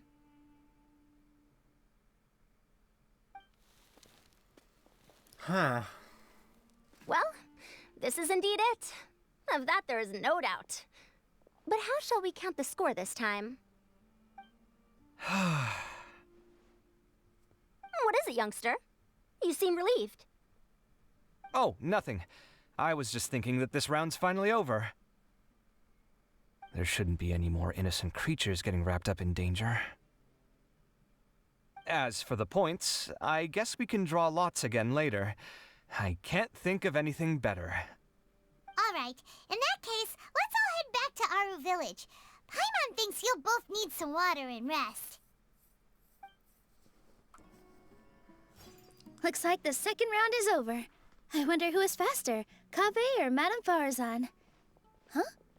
Where's Madame Farazan? She went to get water. She'll be back shortly. We basically arrived at the same time, so we'd like to draw lots again. You get caught up in some things so easily, like drawing lots. I'm not caught up in anything. Don't make it sound like I take pleasure in having bad luck. Really? Then should I say that you have a curious affinity for drawing lots? I'll go get the box and slips of paper for the lots. Please wait a moment.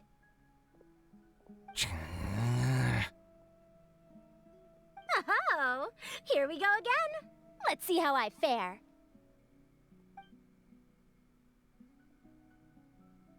I got it! Did you see that? I won! Congratulations! Looks like Kaveh's luck's taken a turn for the better! Oh, finally! After all this time! It looks like you've been rewarded for your tribulations in the desert. This round's points are yours.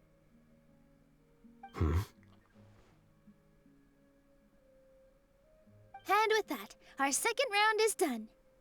Sino, Layla, and Kaveh are our victorious contestants. As for the current standings, let me see. Sino and Layla both have 4 points, putting them both in first place. The rest in descending order are Tainari, Faruzan, Kaveh, and Hakai. The next round will be the final one. Please rest up before then, everyone. I heard that some stalls at the Wisdom Gala are debuting new games, so feel free to drop by if you're interested. Otherwise, see you next round. See you next round. Is that part 2 over? No. Do you know, the more that I, like, kind of seeing Kaveh, the more I kind of realize that I hate him as a bit, I know that's the way he is, but like he's a bit mean, isn't he? Like, it's interesting because I like Alhatham's like cadence when he talks in his like persona, but with him and Kaveh, there's a part of me that just wants to take Kaveh's innocent little like soul away and just go, no, stop it, protect him, kind of thing. You know what I mean?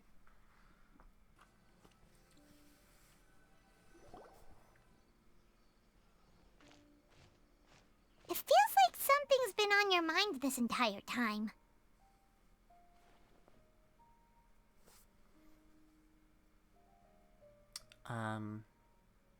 This one. Traveler, Paimon. I finally found you. Oh, hey! Finally? Did something happen? Don't you feel like there's something off about this year's Academia Extravaganza? We were just talking about when that. Candace and I were at the cafe earlier, we might have caught sight of some mercs on business. Thing is, they were disguised as tourists here to shop. But no disguise can mask the stench of blood. Just from their suspicious looks, I bet they do dirty work like kidnapping or assassinations. Oh. We eavesdropped on them for a while. Their target seems to be someone called Sachin. Sachin? Isn't that the person who Karina mentioned during the opening ceremony? He's apparently the sponsor behind the competition prizes and the Diadem of Knowledge, but he hasn't shown himself at all. Sounds like a rich person, all right. It makes sense now. The Eremites have been struggling to make ends meet recently, so a lot of groups have been doing private work that involves the rich. In their words, one gig sets you up for half a year. Just one job like this nets them enough mora to take it easy for a while. The extravaganza has brought many tourists to Sumeru City all at once, so it's likely that they took advantage of the bustle to sneak in. Dia and I wanted to directly capture them, but they were on guard and made some excuse to slip away. I would have tied him up if it wouldn't have caused a scene. Who's legally supposed to take care of this kind of thing? The Matra or the Core of 30? If Sino were here, he'd definitely get involved. Why don't we head over to the Academia and tell Matra? Thanks a million, you two. Not at all. It was coincidence on our part as well.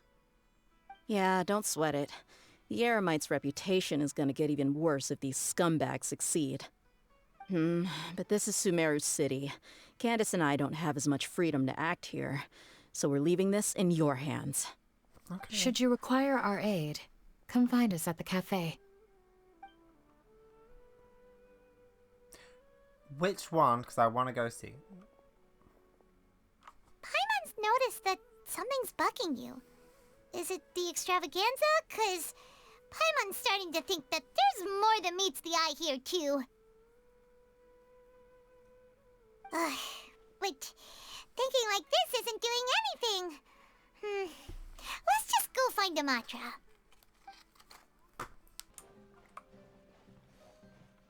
They are here! I'm surprised anyone has the guts to try to pull off something like this during the extravaganza. Just goes to show how tempting a fortune like Sachin's is. What would you do if a sum of mora like that suddenly landed in your lap? I don't know. I've never thought about it. Come on, first thing off the top of your head. How would you spend it? Buying food, finding water sources. That kind of thing, I guess?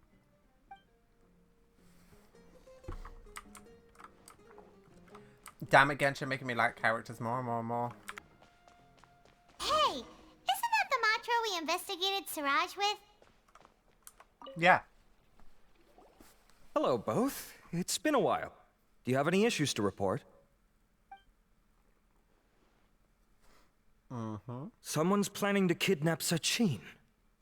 Goodness. though I suppose it's not all that surprising. The growing popularity of the extravaganza has given him quite the reputation boost as its sponsor. He's seen as one of these super rich types. Well, since he's got a target on his back now, shouldn't you send some people to protect him? To tell you the truth, we've thought about doing just that. However, Sachin apparently prefers to spend most of his time out doing field work, and hardly ever comes back to Sumeru City. No one has been able to contact him. Our only lead is something he once said. Each time the Inter-Darshan Championship is held, I will be watching from close by to choose a suitable person to inherit my estate. Okay. Assuming he remains committed to that promise, then he must be right here in the city somewhere. I suspect that the Eremites in question must have heard about that as well, and decided to come here and try their luck. So, they shouldn't know where Sachin is either, right? I would assume not. Anyway, Mahamatra Saino is still on vacation, so I'll handle this. Don't you worry. A couple of kidnappers aren't gonna get very far in Sumeru City these days. I have my ways of forcing them out into the open. All of that said, if you're interested in Sachin's story, why don't you try tracking him down as well? The sooner we ascertain his whereabouts, the quicker we can act to ensure his safety. I mean, you could task all the Matra and the whole Corps of 30 with someone's protection, but if the client doesn't show themselves, there's nothing we can do to help them. Fair point. Guess we should start searching for him too, but where should we start? Do the Matra have any information at all on Sachin? None, I'm afraid. He's never committed any crimes or broken academic protocol, so we don't have a very detailed file on him. I've heard that Alhaitham has now stepped down from his post as acting Grand Sage and is back to being the scribe again. Maybe it's worth checking to see if he knows anything. To Alhaitham's house? Okay, we'll head back to the extravaganza venue and see if we can find him.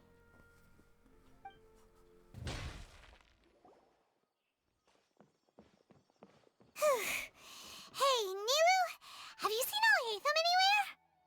Alhaitham? Why, what is it? We're trying to track down someone and we need him to pull up some records for us. Oh, I see. Sorry, I don't know where he went. He's always the first to leave after the competition ends, and he never tells anyone where he'll be going. Huh. Yeah, actually, that sounds about right for him. Let me think. To be honest, he doesn't seem very interested in the extravaganza, so he probably doesn't stick around longer than he has to.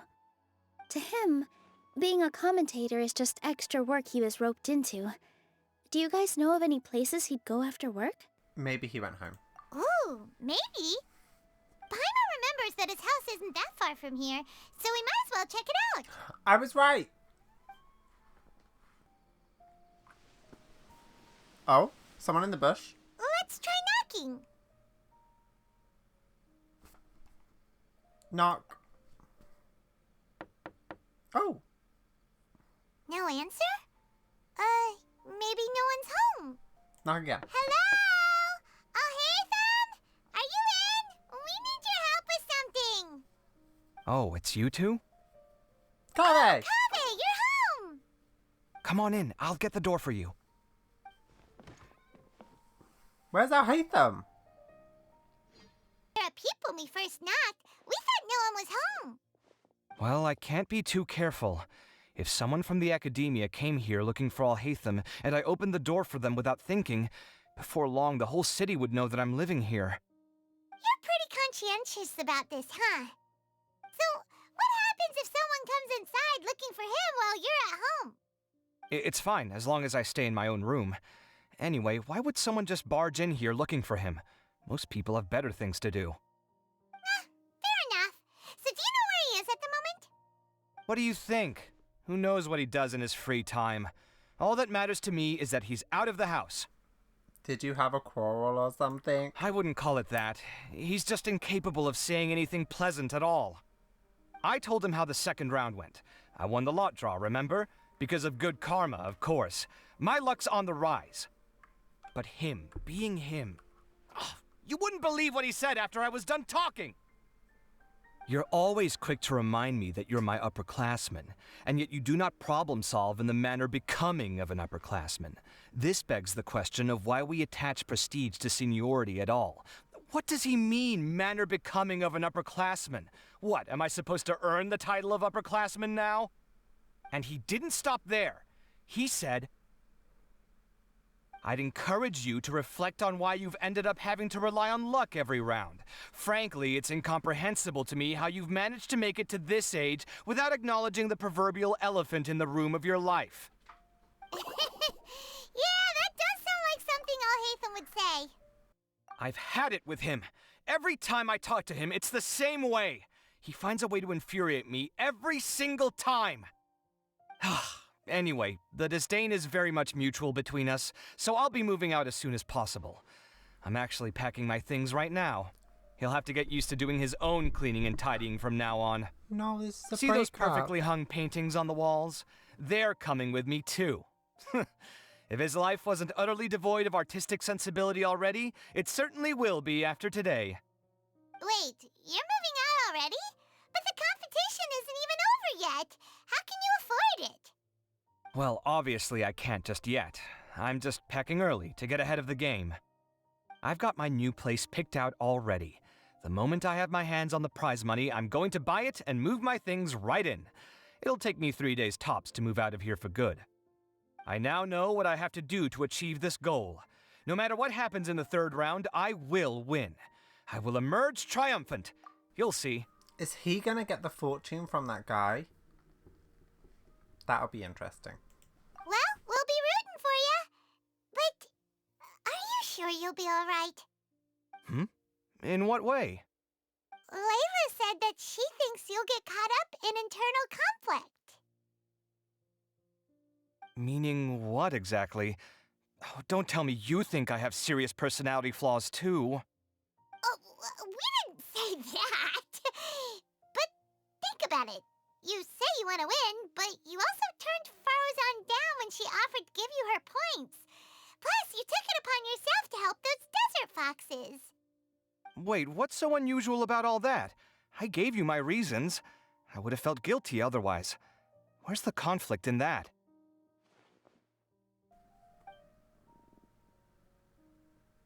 Why would you feel good? I don't like this. Like, he's just being a decent person and doing what's best. So, yeah, I don't really get it. I'm a bit... I don't know. It's kind of making me feel weird. Like, the first round, obviously, they worked together, so if he just took the points, it would have been seen as bad, so the drawing it was the best thing. The next one, yeah, he helped those foxes, but, like, that's just his personality. He just seems like a sweet, kind-hearted person. I guess they're the ones that mostly get treated badly and get told to stop being kind, even if it's in your nature. This quest is making me really, really like him. Really like him. Like, even a little bit more than Alhaitham, which I never thought I'd say. Because when we did Alhaitham's quest, I thought Kaveh was annoying. And now I've seen more sides of Kaveh. I'm like, ooh. Actually. Yeah, why would you feel guilty? Well, when you put it like that... Yes, why indeed? It's a good question. I guess it's just in my nature. Plus, if I just did nothing, then there'd be no escaping the blame if something bad came of it later down the line. Oh, Kaveh. But thinking like that all the time must make your life so exhausting. Not to mention that by helping out, you put yourself at risk. Fainting in the middle of the desert, for example. Was that really worth it? It's complicated. Look, let's maybe leave this conversation for another time. What was it you needed Alhaitham's help with, anyway? We'd like him to help us look into Sachin. Sachin? Huh. He did actually mention a Sachin recently. I remember he brought a few documents home that day. He was thinking out loud as he looked through them, making some notes and doodling as he went. He even suggested that I should take a look, but I didn't. Give me a moment. Let me go find them.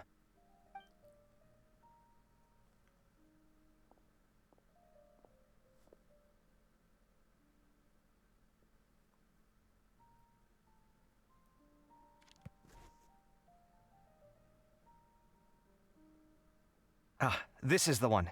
Here, take it. You sure he'd be okay with this? With taking liberties? He's certainly okay with helping himself to my beer whenever he pleases. And anyway, he did ask me if I wanted to read his notes. I didn't see the point at the time, so he just left them on the side. He doesn't leave documents lying around unless he's okay with other people reading them.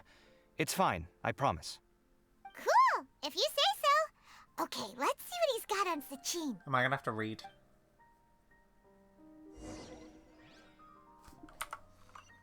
Okay. Oh, Kave, I'm sorry. You're my new favorite character now, I think. I think I was slowly becoming that. Oh, God. Sachin was born to a wealthy family. His father, Rajput. I'm so sorry if I butchered that. I 99.999% butchered that name. I'm dyslexic, so do apologize. Was a renowned merchant in Sumeru with many properties to his name. At the age of 9, Sachin enrolled in Vanahama and achieved excellent grades. At the age of 15, he completed all of his courses and graduated first in his class. His accomplishments greatly lauded by the sages. At the age of 16, Sachin ventured out and began to research the local environment and customs. His travels took him through Sumeru's rainforest and desert. When Sachin was 23 years old, his father, Rajput, passed away. Sachin returned to Sumeru City to take over the father's business and spent 2 years here. At the age of 25, Sachin once again ventured into the desert to conduct field research. Records show that he traveled with a caravan and lived in Ari village for a period of time. At the age of 32, Sachin returned to Sumeru City. He looked withered and weary, his mental state in shambles. Much speculation arose amongst outsiders, but Sachin locked himself in his room and did not respond.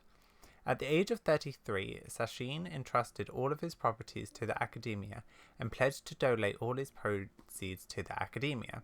He then wrote a contract regarding the use of the proceeds and property ownership. The following is an excerpt quote from Sachin when the contract was signed.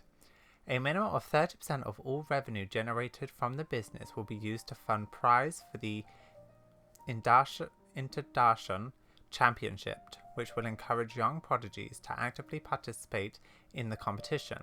I will also donate my entire collection, the most prominent item of which is the Design of Knowledge, which will serve as a symbol of great honor in the Tashadan competition. Only the winners of the competition may wear it. In addition, the Academia is only given the right to maintain and manage my properties. Ownership of them does not belong to the Academia, nor does it belong to me. Each year, when the Interdarshan Championship is held, I will keep a close eye on each candidate. If I particularly identify with a participant, I will reveal myself. I will then bequeath all my wealth to this individual, whom I judge worthy of my acknowledgement. They will have the usage rights to all assets and proceeds under my name. I hope the Academia will respect any and all decisions made by that person. After the contract came into effect, Sachin returned to the desert to continue his investigations, but there has been no word from him since. Many claim to have seen him in the desert, but none of such claims have been verified. 20 years have passed since then. Oh my god, is this thing talking about what happened 20 years ago? We need to figure out. So that's going to be like after probably the next part of the story, I want to say. Or maybe I'll do it after this one. I don't know. That was a lot of information. My mind's getting a headache. So, To sum up, Sachin put the academia in charge of managing his estate and went off to... What? That was a lot of information. Paimon's getting a headache. So, to sum up, Sachin put the academia in charge of managing his estate and went off to do research, right? He even said that if he really liked one of the contestants, he wouldn't just give them a reward, but his entire estate as well. Oh, that must be worth heaps and heaps of mora. What? Are you serious? All of Sachin's wealth, that's more than I could spend in a lifetime, surely. Heck, if I got chosen, I'd be able to pay off all my debts, then buy a new place, and still have cash to burn. I could build another Palace of Alcazar's array, except this time, I'd make it 10 times bigger. Oh, then there's that new project in Port Ormos, of course. The bridge renovation. To do it properly would take upwards of... Hey, snap out of it! You're getting way ahead of yourself there, mister. You're right. First, I need to focus on winning and moving out of this place. Huh? Wait a moment. There's a loose slip of paper tucked in between these pages. He's literally me when it comes to money. You just get money and you're like, oh, what can I spend on? Did Alhaitham write this? It looks like he was jotting ideas down as he was thinking things over. Let's see. Two phrases have been circled. Sachin, dead or alive, unknown. And diadem of knowledge. Some of this stuff is just plain incomprehensible. Is this written in some other language? Let me see. Huh. I recognize this script. Give me a second. Lofty ideals may provide no defense at all against nihilism, but perhaps little decisions can. That's a rough translation anyway. I can't guarantee it's 100% accurate. There's another smaller line of text underneath. Why would he bring that up?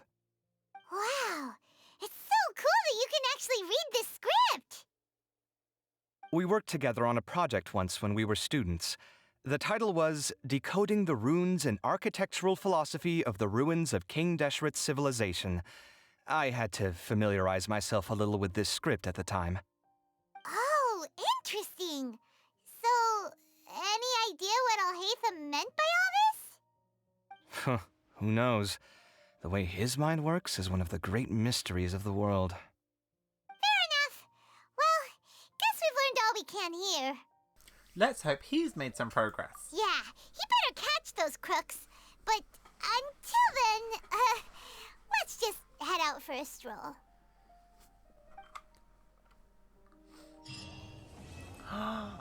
It's over. What do you have to say? Little decisions. What could have been going through his mind when he wrote that? Little decisions. Honestly, have no idea. What is this? Oh, that's that. You're here. Sorry, I was just about to send someone to inform you. Why, what happened? I only just finished interrogating the suspects. Oh! What did you find out? Well, lots of unexpected details, let's put it that way. The mercs themselves were surprisingly easy to catch. We just had someone dress up as Sachin and they took the bait. But then it starts to get messy. During the interrogation, we learned that they were hired by Sachin's own child. He is a child? Why would someone want to kidnap their own father? What's up with that? It's anybody's guess at this point. In any event, apparently the guys we caught are just the tip of the iceberg. Most of them are still snooping around outside the city. We're diverting manpower as we speak to try and round them all up. Would you like to come along? Yes. Sure, let's go get to the bottom of all this. Oh, actually, gatherings and partings. That kind of makes sense, because if you think about it, Sachin's son, did they say son, is probably annoyed that Sachin's going to give his money away to a random stranger and not him. Greed. Greed, I tell you. Right, anyway, is that a chest up there?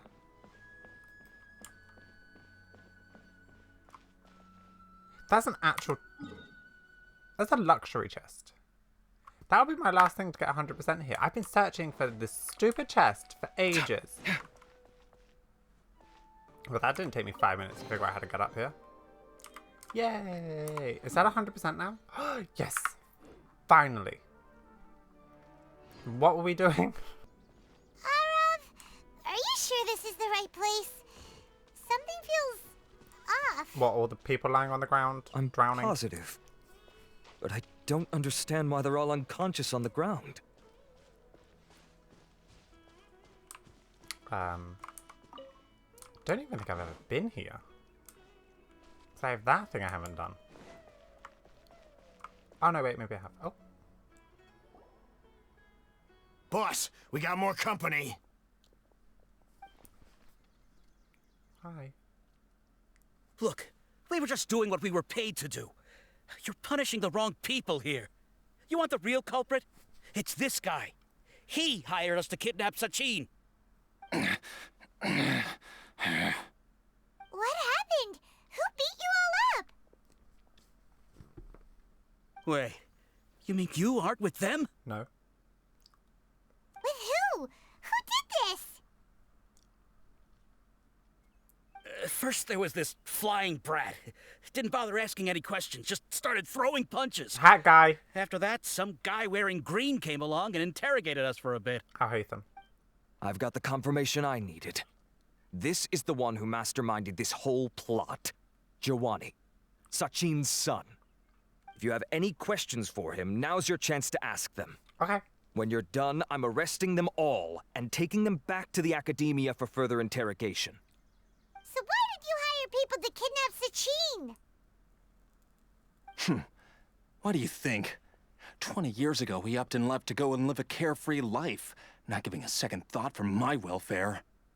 As if that's not bad enough already, he went and put his entire fortune in the care of the academia, along with a contract saying that one day he'd pass it all on to a genius he admired. That's my inheritance, by rights. You expect me to sit back and watch it go to someone else? If he won't give me what's mine, I'll just have to take it from him. Well, actually, no, that's not true at all. Because, like, yeah, although your parents, like, brought you into this world and blah, blah, blah, you know, that whole spiel. At the end of the day, it is their money. And if they don't want their money to go to you because you're, like, a terrible person, you know, they have the right to, you know, it's not your right. They have a right to say what they want their money to go to. And if they want their money to go to funding the academia, which is technically, like, the lifeblood of Sumeru, that's still a good thing, and it hopefully will benefit you too. You were seriously planning to... Of course! Didn't he say he would be here somewhere, watching the championship from the shadows? So, I figured I'd get some people to nab him. Then I make him change the contract. And if the academia doesn't agree to hand over the goods, I make him publicly announce that I'm his chosen genius. So did you find him? No. The old fart knows how to stay hidden. I'll give him that. He's probably cooped up somewhere watching all this go on and laughing to himself. Oh, you seem like a horrible person. I already thought he'd gone mad 20 years ago. And who knows what a madman's truly capable of. We really need to figure out what happened 20 years ago. What do you know about the Diadem of Knowledge? Diadem of Knowledge? You mean that thing he donated to the academia? Well, I can tell you that it's very expensive. He sold a lot of assets to purchase it back in the day. Huh. Weird things started happening after he brought it home, too. For example, sometimes we'd hear a high-pitched voice coming from the storage room. Also, before donating it to the academia, he once shut himself in that same storeroom and researched it non-stop for days. Something was already seriously wrong with him by that point. Nothing he did shocked me. What do you mean, something wrong with him? I only have a vague memory of it, since I was very young at the time. But I have the impression that he went out into the desert for research and didn't return for many years. Oh, so you're saying you have daddy issues. Okay, gotcha. When he finally did return, he was a changed person. He would mumble incomprehensibly and write essays day and night. I asked if I could see what he'd written, but he chased me out of the room. Later, he went out somewhere and took his written essays with him. When he got back, he signed his contract with the academia. Part of me wonders whether he'd already stopped being my father by that point. Perhaps the man we called Sachin was a demon from the desert who was wearing his skin.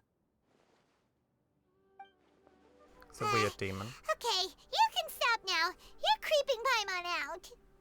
You can believe me or not. Doesn't matter to me. I told you all I know. But if you do see Sachin, tell him this for me.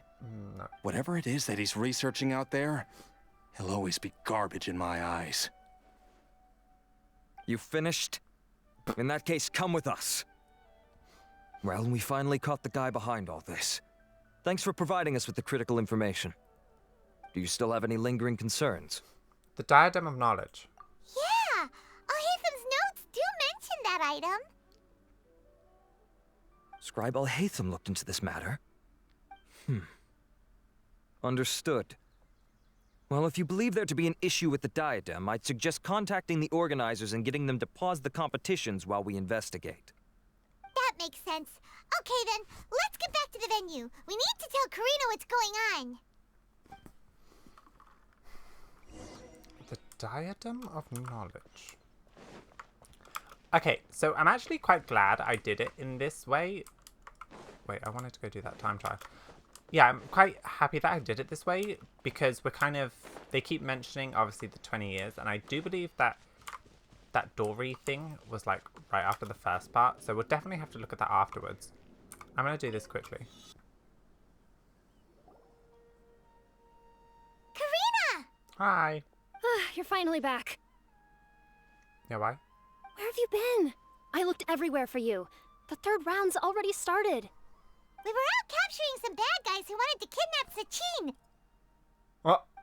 But that's not important right now. We think there might be something wrong with the Diadem of Knowledge, and we'd like to investigate it. The diadem? That seems unlikely. Why? The Diadem of Knowledge has been used in every extravaganza over the last 2 decades, always without incident. Why has this come up now?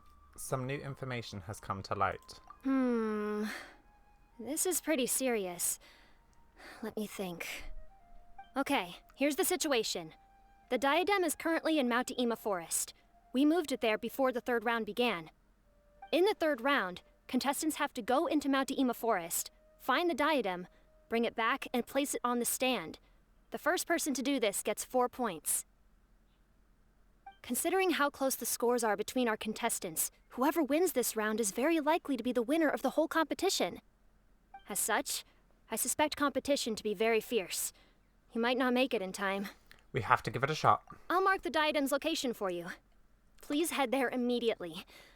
Let's hope nothing happens. Alright, let's go. Alright, let's go. That's weird.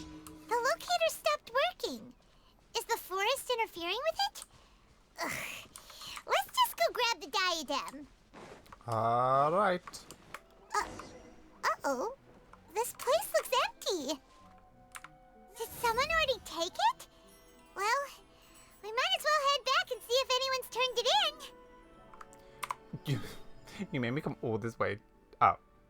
Okay, we gotta go over that. That's not too bad. Oh. Oh, looks like Layla sees the diadem. Oh, it's this scene! But getting to the goal won't be easy.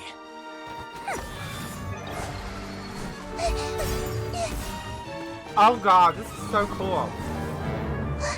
Hi, guy. That guy enters the fray.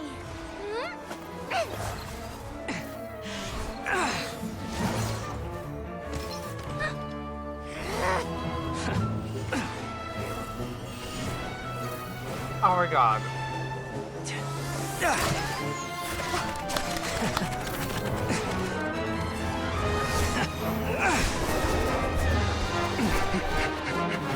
Oh god, this is so cool. I want more of Ozon's these. device has gone haywire. The competition is heating up. Oh. And here's Kaveh bringing up the rear.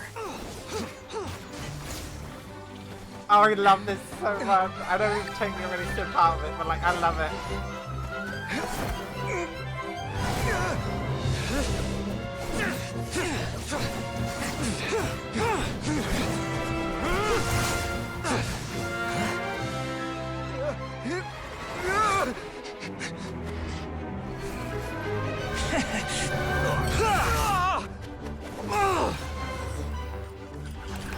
It's Kave's toolbox! Throwing the diadem to its owner! Come on, Kave! Put it on the thing! Put it on the thing! Put it on the thing! Oh! Yes, that's right. Put the diadem in place, and you shall gain all you desire. Who are you? I need you to get out of my head! I am confident that you will not disappoint me. Huh? What just happened to me? No, no, no. Something's wrong.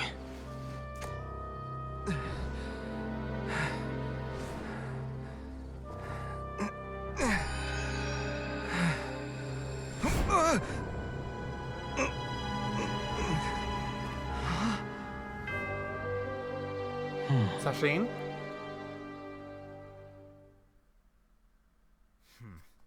There.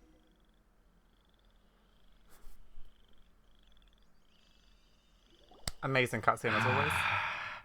At long last, someone to inherit my estate, and with it, my research.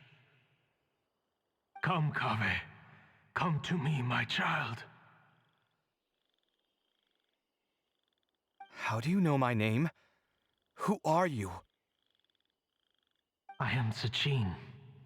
Well, to be precise, I am but a fragment of Sachin's mind. Fate is a curious thing. Seeing you reminds me of another I once met. But you are made of sterner stuff than he, more cognizant of the trials and tribulations of this world. It is you who are worthy to inherit all that I once owned. We meet for the first time, children. But what I mean to say now is of utmost importance. So please, pay attention and bear witness. You have all performed outstandingly in this Interdarshan Championship. The Academia has many rare talents among its ranks, and you are the creme of the creme. But if I were to choose a successor, I would choose you, Kave. Not only because you were victorious, but also due to our similarities in character. So at the beginning, I was connecting with the memory fragments. Me? Similar to you? Why, yes. Both of us have the misfortune to be idealists, and that is the source of our misery. 28 years ago, I came to the desert and lived there for 8 full years. What do you think I saw there? Alas, endless strife and slaughter.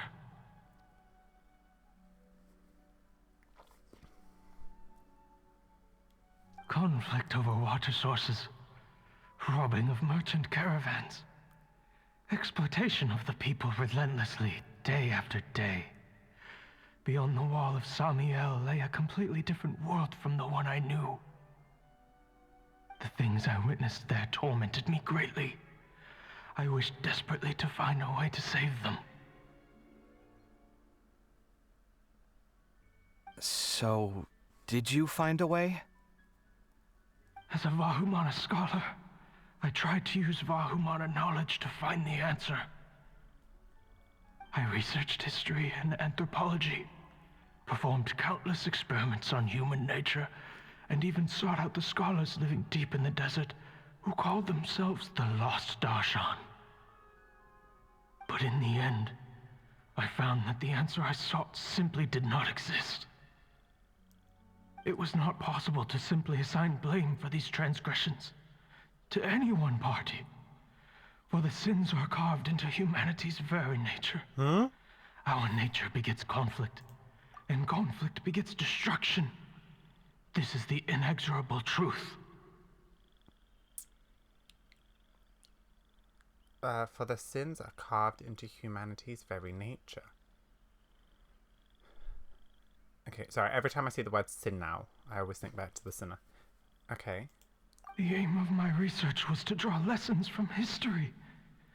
But what I discovered was that history offers no such guidance. Things can only ever go from bad to worse. After this realization, I could no longer see the meaning in anything that I had ever learned. Consumed by an overwhelming sense of emptiness, I could no longer bear to face life. And so, I decided to bring my life to an end. Damn. But before I went through with it, a strange twist of fate led me to come into the possession of this diadem, which has the ability to preserve part of one's consciousness. Into it, I placed my experiences before requesting that the Academia manage my estate. As I thought, the contract you signed with the Academia was in essence your will. But if you'd given up hope on this world, why did you feel the need to do this? I mentioned that I had performed a great many experiments concerning human nature. You may regard this as the very last experiment of them all. The Academia has no shortage of genius talents, nurturing the brightest minds of every generation. And so, with a handsome reward to draw out the worthiest of individuals, my hope was that one day, I would find one who could untangle the mystery of human nature once and for all, and help to move the world onto a better path. I see. So you desired a successor who was not only a genius, but who also understood the suffering of ordinary people. Such a person would have a clearer understanding of humanity, society, and the world. Huh? But did you ever consider that wealth numbs the human heart to the pain in the world? Even an idealist may be incapable of following through on your wishes after inheriting your wealth. You are highly intelligent, yet you are not the sort of person who would understand my line of thinking. To me, this is also part of the experiment, part of my investigation into human nature. Whether my successor suffers as a consequence of my research, or succumbs to an indulgence in pleasure-seeking, my research will have progressed. I grieve the fundamental sickness of the world. I regret the unbearable weight of its history, and I lament the research that I failed to complete. And this, Kaveh, my dear child, is why you will be of great utility to me. You're absolutely certain that you want to give me everything you owned? For me to do with as I please? I have faith in what I see in you. Now wear the diadem, Kaveh, and complete the journey that I could not. Oh, this is messing with my head. Okay, you gonna put it on?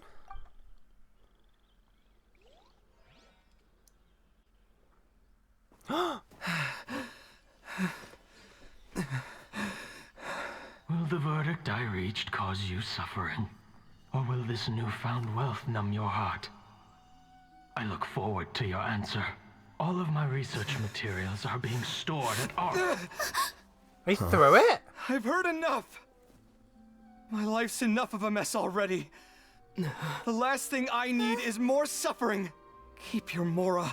I don't need it. Didn't you say that you saw a lot of people in pain? Well, if that's the case, then your wealth can go to them.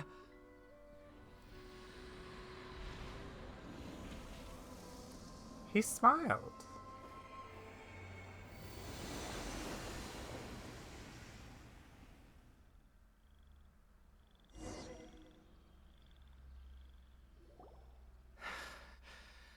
I guess that'll be the end of that. Kaveh. Are you all right? Any physical discomfort? I'm fine. Thanks, Tainari. Don't worry about me. Don't push yourself too hard. Kaveh. Kaveh may have broken the diadem, but he successfully completed the task prior to that. According to the rules, this makes him the victor of round 3. Points-wise, this also makes him the winner of the Inter-Darshan Championship. As the champion and Sachin's personally designated successor, Kaveh has obtained the rights to inherit the entirety of his estate. For the avoidance of doubt, can you confirm that it is your intention to donate all of Sachin's wealth? Like I said, he thought that the world is a bad place. Well then, let's use what he left behind to change it for the better. Rejecting the world will achieve nothing. He and I, we're not the same. All right.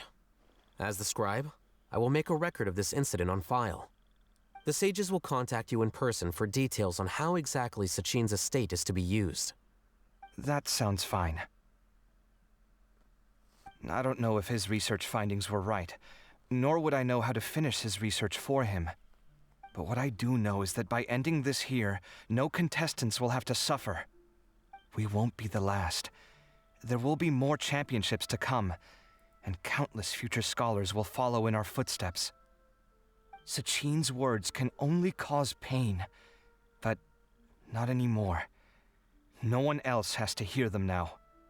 We're all scholars here.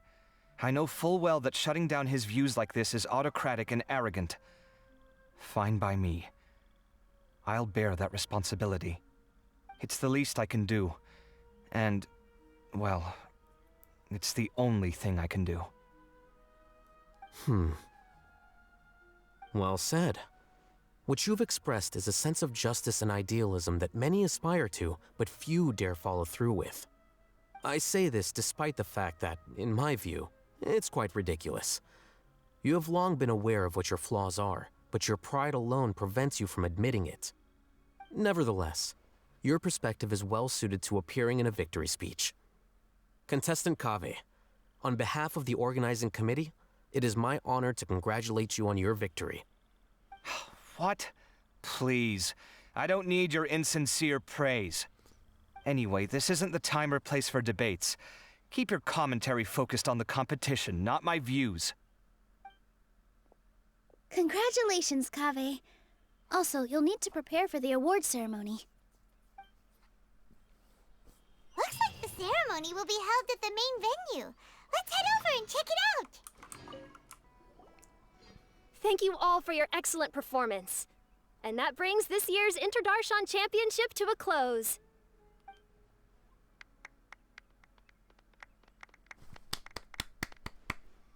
Finally, it gives me great pleasure to invite our champion, Kaveh, to the stage to receive his award.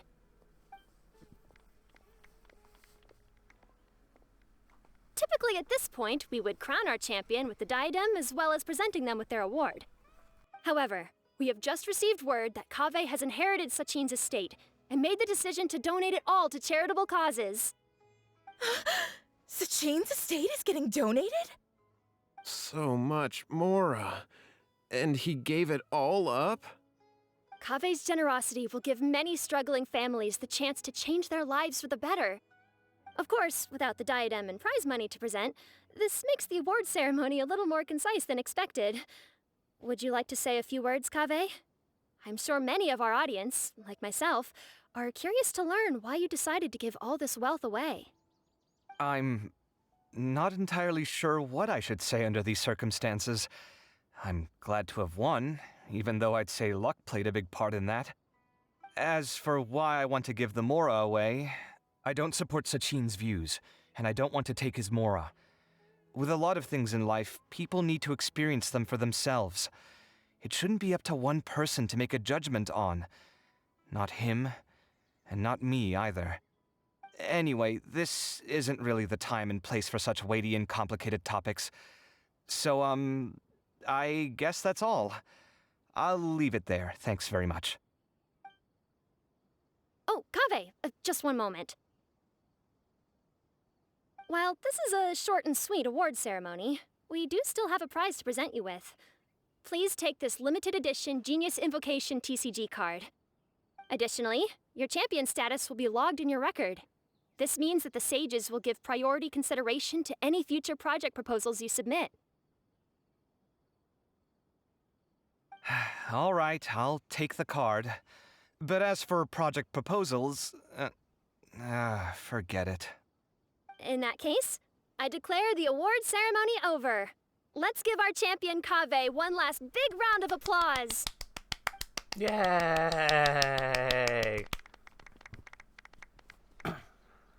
I still don't really get it.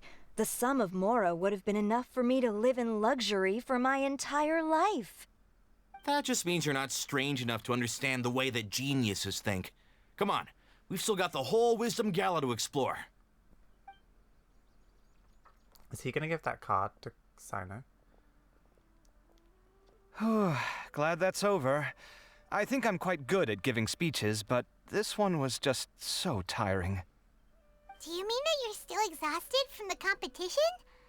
Honestly, you don't look happy at all, but whatever else happened, you're the champion, you know? Don't you think you should be proud of that? I suppose. Oh, wait. Sino said he wanted the card, didn't he? And now I have it, right here. So you're gonna give it to him? But if it's a rare one, you should be able to make a tidy sum of more off it. Why would I do that? It's of no use to me whatsoever. I may as well just give it to him. Could you pass it on to him for me when you next see him? Whoa, this is a super big deal. You should do it yourself. Come on, let's go find Sino. Oh, Kaveh. Huh? But I was gonna rest for a while longer. Hey, stop pulling my hair! That caught me so off guard. Oh, God. What you looking at, Sino? I'm still thinking about the Sachin issue. What brings you here? Well, they gave me this limited edition Genius Invocation card, and I figured you'd have more use for it than I. But it's a limited edition. Are you sure you want to give it to me? What else would I do with it? I have no use for it.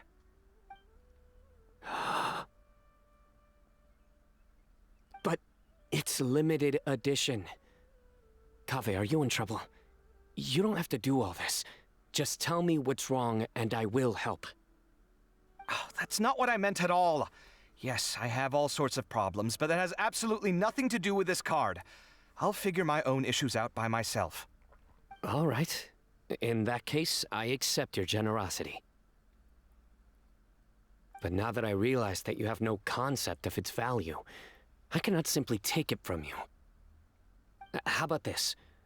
I shall buy it from you at a fair price. Namely, the price that the previous limited edition card sold for. Oh, come on. It's just one card. How much could it really be worth? 1 million more at the very least. How much? For a card? 1 million more? If you feel that's too low, I can go a little higher. 1 million mora for a card? But you already have a whole bunch of these, shiny ones, don't you? I saw your deck last time we played. Not every card is this valuable, and some cards are exquisitely designed, but not rare. Huh.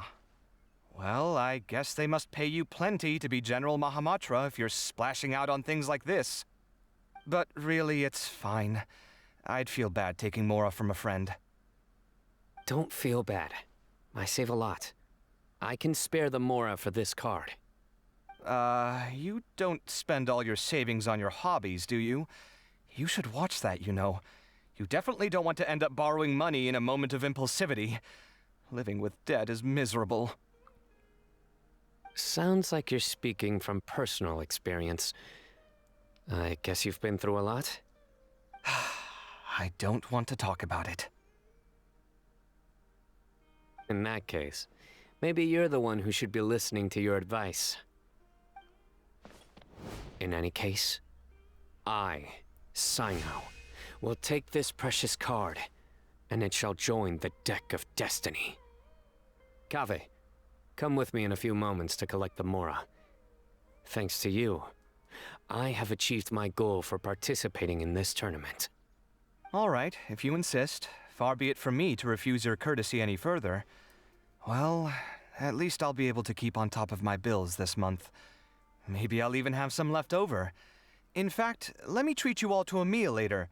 Bring Tainari and Kale, too. Well, this is what they call all's well that ends well. Paimon wonders how the other contestants are doing. Let's go check in with them, shall we? Since we're guest commentators and all.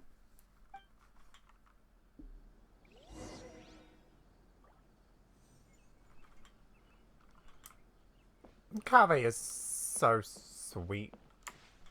Jeez. Like, I've obviously leveled him up, but I wasn't going to build him that much, like, because I don't really use Bloom teams. But I kind of feel like I have to. Not have to. Want to. I say have to because it's work getting some artifacts.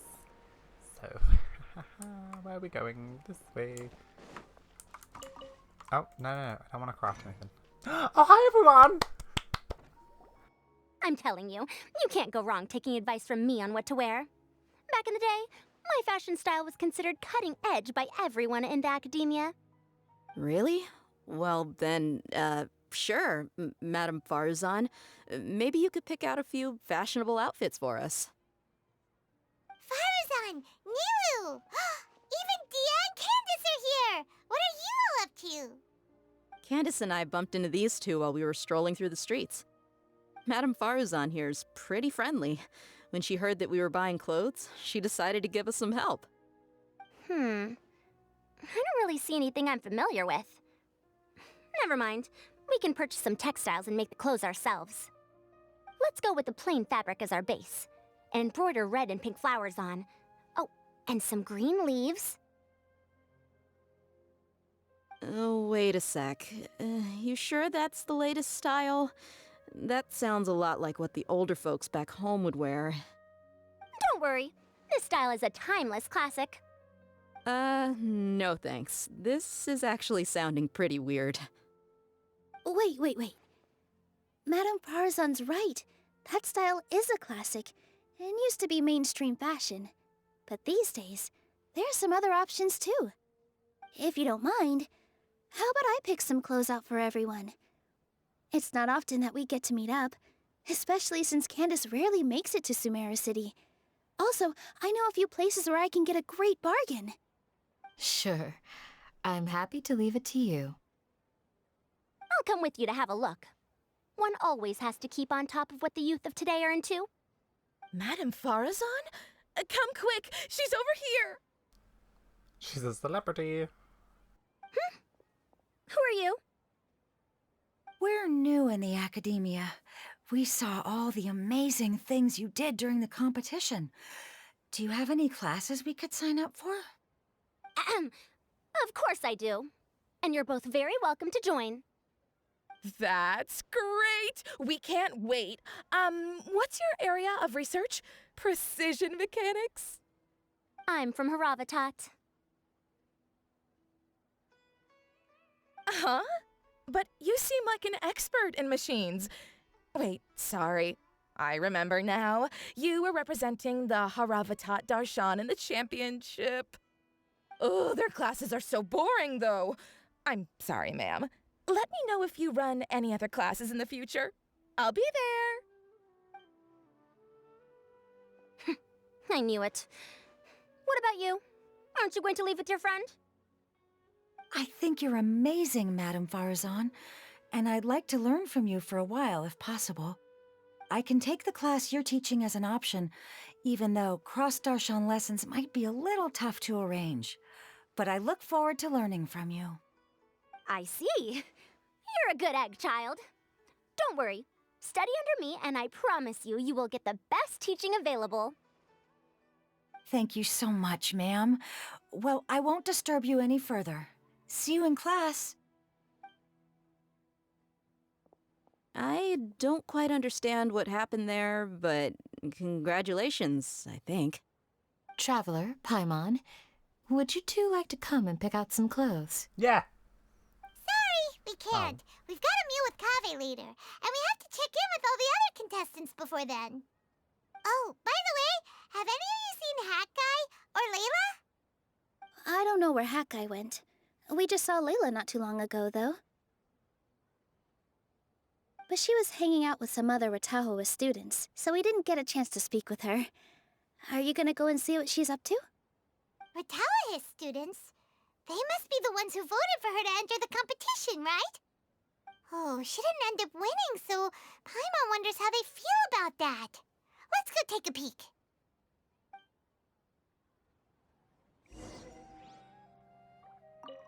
If you don't come to Sumeru City often, classic floral designs aren't a bad choice. Those don't really go out of style. And of course, since you're putting this on your body, you need to consider the type of fabric the clothes are made from. Some materials might look stunning, but they can be terribly uncomfortable to wear. Agreed. After all, is fashion not the constant phasing in and out of classics? In that sense, you could always consider the style I suggested too. Wait, sorry, ma'am, but I think it could be quite a while before the style you recommended comes back into fashion. I actually think the style recommended by Madame Faruzan is quite beautiful. Isn't it just? You have a discerning eye, my dear. I said this earlier, but I'm loving how the characters are just interacting with each other in ways that we haven't really seen before, or like because of different areas and stuff they wouldn't normally interact. Where am I? Hey you guys. I'm sorry, everyone. I could have done better in the 3rd round. Oh, stop it! If you're going to beat yourself up after doing as well as you did, how bad does that make us look, huh? Heck, it's not like any of us had the guts to enter the championship. I didn't see the whole thing, but you were the only contestant who scored points in both the first 2 rounds, right? And I heard that you actually found the diadem first in round 3. You came so close to winning the competition. Aw, I just got lucky, I think. That can't be true. You had some really stiff competition out there. The renowned Tainari from Amorta, even Sino the General Mahamatra was there. You're amazing, all of you. Getting points off them is a huge achievement. The way I see it, people aren't exaggerating one bit with the nicknames they give you. You are a genuine genius. Aw, thanks a lot. But I really don't think I qualify as a genius. In the 2nd round, for instance, I dozed off and somehow found myself beside the device when I came to. Ah, come on, don't be so hard on yourself. We've decided we're taking you out to celebrate, and that's final. Let's go. Cheer up, Layla. The rest of today's all about you. That's sweet. Looks like things are going well for Layla. This is great. We haven't seen Hat Guy since the end of the competition. Oh well, it's almost mealtime. We'd better go meet up with Kaveh and Sino now.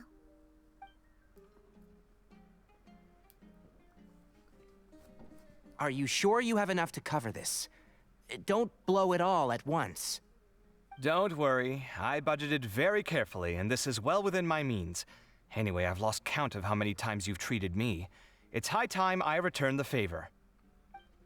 Oh, Traveler, Paimon, over here.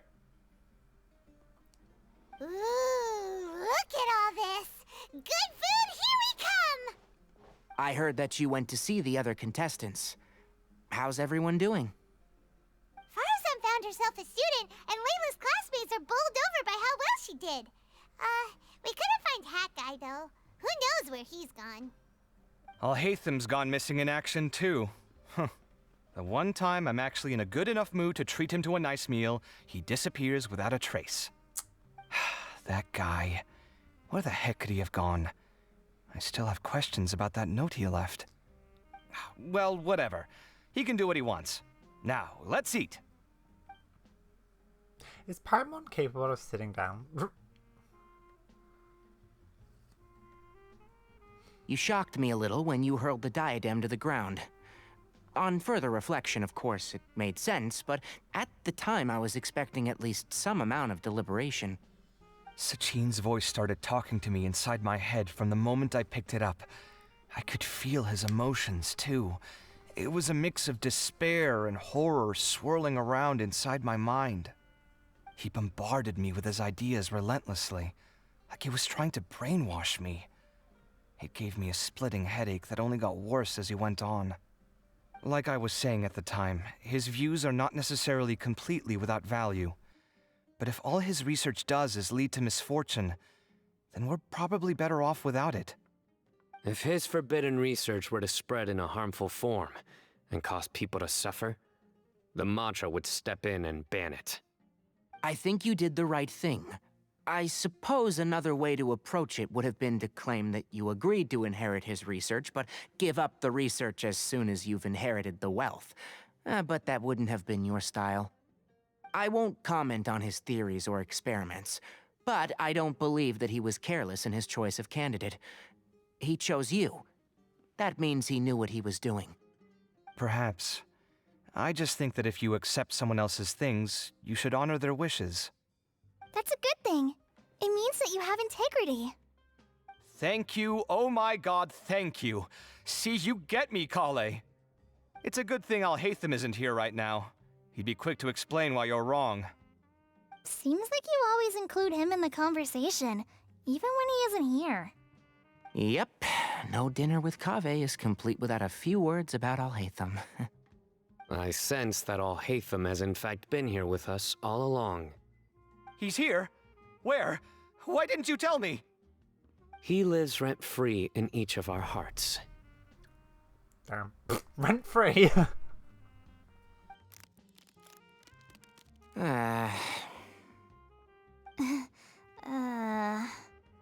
Oh, that was horrifying.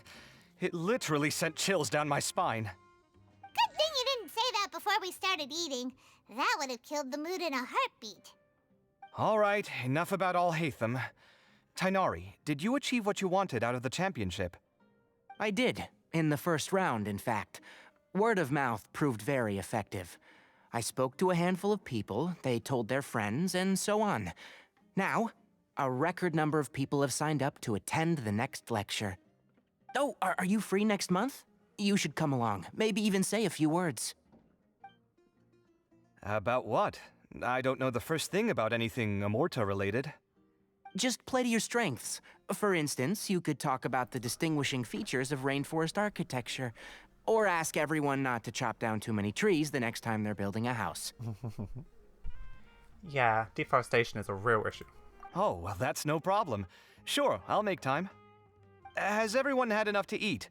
I can order more if anyone's still hungry. I'm full. Thanks. Paimon's super full, too. If only we could eat like this every day. Yeah, we should do this more often. Work will always be there, but seeing friends is important too. This is a good restaurant. Let's definitely come here again. Sounds good. We should pick a few other places as backup options, though. There are other good places around here, too? Oh, don't forget to invite us if you go. There's nothing we love more than good food. Kaveh, do you have plans after this? I was thinking of maybe going to the academia for some alone time. Nothing set in stone, though. Why do you ask? Where's my key? Not again. I feel like this is very much like a closing event for Sumeru. Does anyone else got that vibe? Since everyone is free, why don't we play a few matches of Genius Invocation TCG? Eager to show off your new limited edition card, are you? Not to show off. This is my way of thanking you for your help. Only my best friend will have the honor of seeing this card's debut play. All right, sure. I didn't bring my deck with me, though, so I'll need to borrow one. Actually, Master, I made a new one a few days back. Don't tell me you've been spending all your study hours playing cards. Come on, no need to be so stern. They do say that your innate interests are your best teacher, don't they?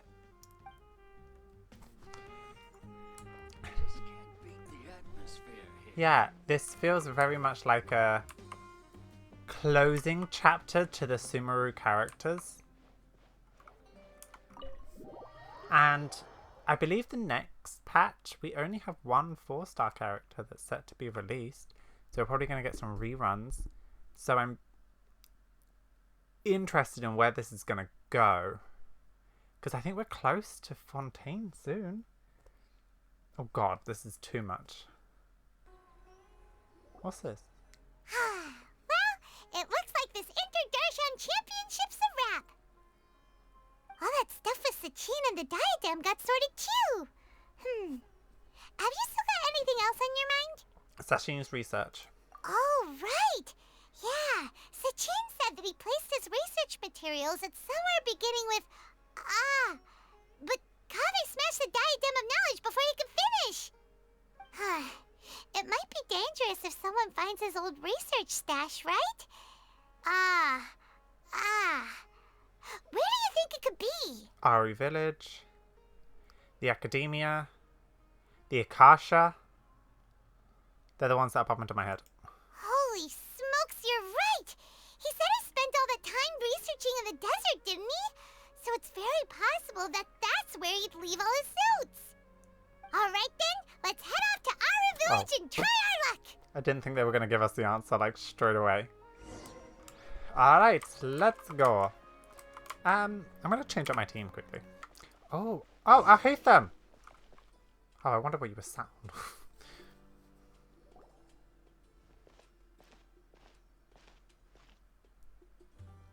Him in his book. Hello? Didn't expect to run into you here. Oh, hey them. What are you doing here? And what are you reading? Are those? Sachin's notes? Yes. I came across his profile while I was organizing some documents and became interested in his research. If it wasn't for that, I never would have agreed to being a commentator. I had a hunch after seeing the fragment of his mind, and sure enough, I came here and found his research.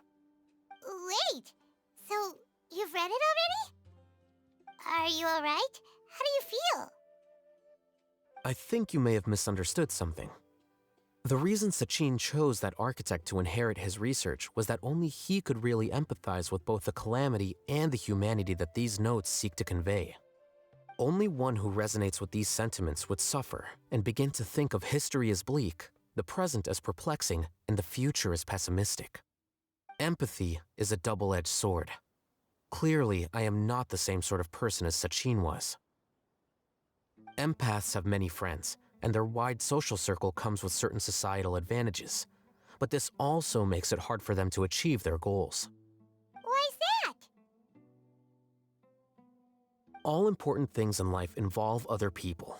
As such, it's extremely difficult to live a life that causes no harm whatsoever to others. If you really want to achieve your goals, you have to be prepared to make enemies along the way. Not everyone can deal with that reality. And that reality is like the material here: objective, heavy, negative. But at the end of the day, for all these experiment results and conclusions, it's just one person's perspective: Sachin's. So, what are your thoughts now that you've read it? As a scholar, Sachin was without a doubt a genius. He laid the blame for the darkness in the world squarely on humanity, experimented extensively with reliable results, and drew logical conclusions. In that sense, one might say his views were correct. So, people are bad? And things can only ever get worse? All of that's true? That is not a question for me to answer. Someone else will arrive shortly. You can ask them instead. All I will say is that the world is not built on correctness alone. Sometimes, being correct means nothing at all. Those words you wrote among your notes. What did the line written in ancient script mean? Lofty ideals may provide no defense at all against nihilism, but perhaps little decisions can. By their own choice, the idealist seeks to bring happiness to all while denying themselves the same. Thus, they shall never reach even the borders of truth until they wipe away the ignorance that blinds them. I've never been able to agree with certain philosophies. Even Sachin himself struggled to comprehend the notion of sacrificing oneself for the greater good. But sadly, all viewpoints will find their supporters, and the way we see the world largely decides our fates. All right then, I got what I came for.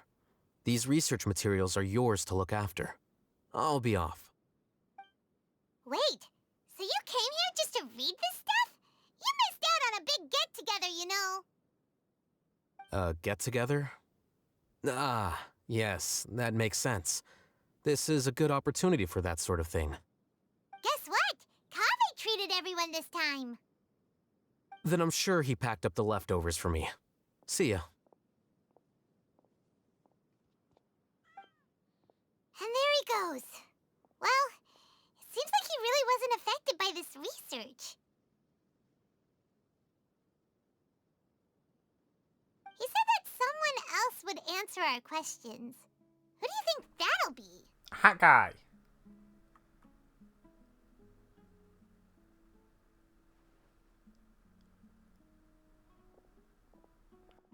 Nahida! Oh, I completely forgot we had a sin hat. My voice cracked. I'm so sorry. Paimon, you're already here. I love Nahida. Oh, and Hat Guy. Wait, so you asked him to take part in the championship? Yes, it was me. Are you surprised? A little. Did you know that there was something wrong with the diadem from the start? And if so, why didn't you switch it out for another one? Because Sachin's research is not mistaken. He spent his entire life researching this topic, and these materials are a result of that. These are the crystallization of his wisdom. Yes, I was worried that the material might cause some disruption, but I didn't want to wipe away all his hard work searching for the truth. So instead, I had Hat Guy here help me keep an eye on things. Seriously? I think you can stop calling me that now. Hat guy. Why? Don't you like it? I'm so changing his mind for that. Well, anyway, if Sachin's chosen successor hadn't been able to handle his research, or if it had brought pain to more people, he would have intervened at a suitable moment. And after all that, the person Sachin chose turned his nose up at his life's work. Pretty hilarious. I was also hoping that this could be an opportunity for you to learn how to interact with people normally. But it looks like that didn't work out. That wasn't necessary. I'm still paying you back for your help. And the last thing I need is more reasons to be indebted to you. Nahida, what did you mean by Sachin's research is not mistaken? Does that mean that you approve of his research? Put it this way instead. Truth to me is like a shroom boar. Some people only see the mushroom on the shroom boar's back, and they conclude that the shroom boar is a mushroom. Others see only the shroom boar's body, and they declare that the shroom boar is a boar. Still others look deeper inside, and determine that the shroom boar is meat. These conclusions are all correct in their own way, but none of them objectively describe the shroom boar. Paimon kinda gets it, but also not really. The world is the same way. No one, not even I included, can understand it in its entirety. All of us are somewhere on the path toward truth. Within the confines of our limited knowledge, some may blindly believe in the beauty of this world, and others may focus only on its evils. In truth, the most important thing isn't what state the world is in now, but what people hope it will become. But of course, I don't mean that as a criticism or a call to action. Ultimately, my duty as the God of Wisdom is to guide every form of wisdom to a place where it can find its purpose. That was a long speech. So what are you actually going to do with these research materials? Because Kaveh, as the successor of this research, does not wish to see these ideas disseminated, I will seal it up. But even though Sachin's research could be considered negative wisdom, it is still a building block of the truth. If someone wishes to follow in his footsteps in the future, I will not stop them. I also look forward to the day that a member of the Vahumana Darshan can not only comprehend his theories, but also find a way out from the despair as well. Vahumana doesn't have that kind of talent. Wait, You're not intending to keep me in Vahumana long term, are you? Maybe. I don't remember signing up to become a scholar. Don't you think I'm useful enough to you as a prisoner? Oh boy, here we go again. You think so? Well, to that, I would say that in Sumeru, even prisoners have a right to an education. I hope that your studies in Vahumana will help you deal with your own fate and learn how best to settle old debts from your past. I will review your final thesis myself. I'm expecting great things from you, Mr. Hat Guy. I love that.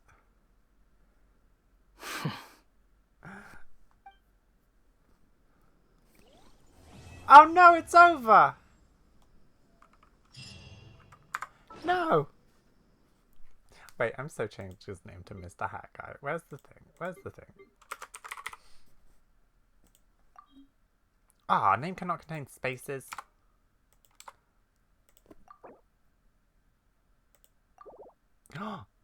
It's gone. You can literally only edit it once. I didn't realise that. The ability to appreciate beauty. Alrighty, let's have a look at this. I just rolled my ass. Right, so this I'm probably not going to comprehend as quickly. Right, pause. Who are you guys? Is there something you need? The incident from 20 years ago. I guess I shouldn't have told anyone. Last time, I had too much to drink and blathered a little too much, and now people are seeking me out. Since you're curious, I guess I'll tell you. I was just 6 years old 20 years ago. Oh, you're the same age as me. So I can't remember clearly what happened at the time. But recently I read the diary I kept when I was a child and vaguely recalled the situation back then. The Inter-Darshan Championship was also held that year. There were 3 rounds, the last of which was outside the city. I begged my mum to take me out of town to see it. And when she refused, I snuck out. And then I ended up getting lost outside the city, in the middle of nowhere. There was no one around. I grew more and more frightened and began to cry. Then, when I saw some strange creatures, I can't remember what they looked like. I only remember how, as a child, I stopped crying at the sight of them. Strange creatures, they must be the Aranara. They took me to the competition. Unfortunately, by the time we got there, it was too late. It was already over. Just when I was disheartened, I suddenly saw one of those strange creatures slowly dragging a crown along. It was a beautiful crown, shining in the moonlight, and I could not help but follow it. I saw a little fellow hide the crown in the hollow tree before disappearing. I wanted to touch the crown, but at that moment, I could hear a distant cries of my mother. It turned out she figured out I was lost and got her neighbours to go look for me. I never got to touch it. It wasn't until I was older when I saw the Diadem of Knowledge at the Inter-Darshan Championship that I realised it was the same thing. Alright, do you remember where the diadem ended up? It's probably the Avidia Forest, but I've been back a few times and haven't found anything. No one would believe me, even if I told them. Alas, even I can't remember it clearly. Perhaps it was a dream I had when I was a child. Well, should we go look for it, Hunter? Traveller? Oh, I'm looking for clues here. It's a bunch of mushrooms. Is it up? Oh. Interesting. There's a hole in the tree. It seems completely empty, and there's nothing in it. Ah? Wait, there's a note. The good Nara taught something how to read. Our Kadapasa must be protected. Protect the good Nara. What's this supposed to mean? I know that word. Oh, I was about to say, is that it? I was about to say, I know that word, but I'm not even going to try because I'm going to butcher it like I butcher 99% of things. Hey, Dory. Well, well, if this isn't the Traveller and Paimon yet again. I have the latest update on the Academia Extravaganza. Would you like to hear it? How much is it? It's free. Isn't Lord Sangmia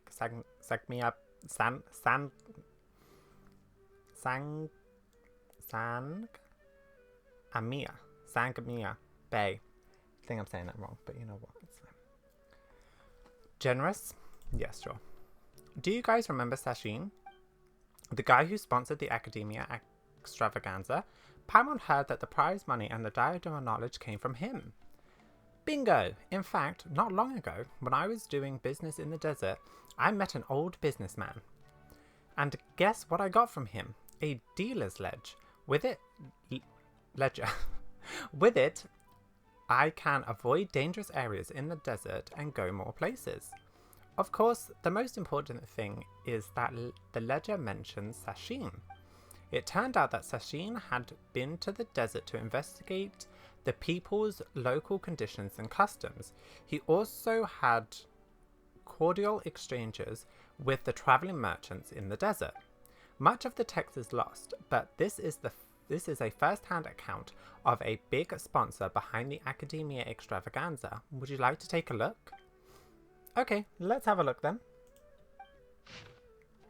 The sandstorms are raging. The caravan has stalled. We ran into a scholar calling himself Sashin. He said he could sponsor the caravan, provided that this is a trial of human nature, betrayal, plunder. There was nothing we could do. No one could withstand. If I could do it all again, I would never have taken that money. Then they wouldn't have to die, and I wouldn't be living like this, a fate worse than death. People are the most terrifying animals in this world. That's true. It's all hard to understand. Dory, what does this all mean? What does it all mean? I'm afraid that if you need it analysed, it'll cost you an extra million more. Forget it then. Well, since you're not paying, that will be all for Dory's special news. But let me give you a hint. There should be someone here who's been to a lot of Academia Extravaganzas. Perhaps you can talk to them. Talk to someone at the venue. Hello. Alas, seeing these young children, I can't help but reminisce about the past. The Interdarsam Championships has always been a stage for young talent. Unfortunately, not every genius will be successful. Evidently. I don't know. Why do you say that? Geniuses are the most stubborn and cold. Geniuses are mostly stubborn and cold, and find it hard to understand the pain of others. Empathic people, on the other hand, often fall into self-doubt and depression. People who are not firm can only stand still, while people who are determined but walk down the wrong path refuse to look back. There's a lot to think about here.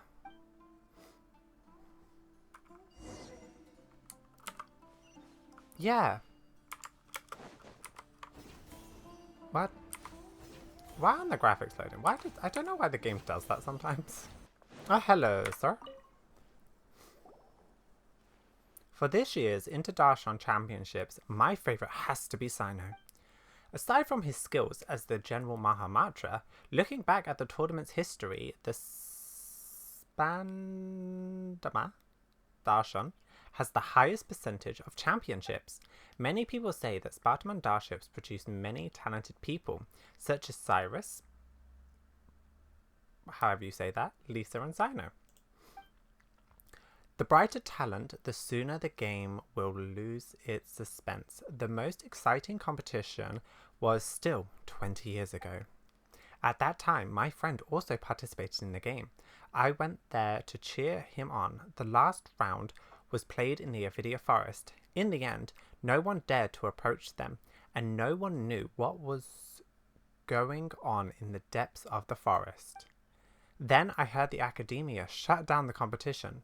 Later, the Interdarshan Championship removed many of the events in which people fought to the death, discouraging people from being desperate enough to do so. What is your friend like? Let me think. He's honest and kind. But he's also vulnerable and sensitive.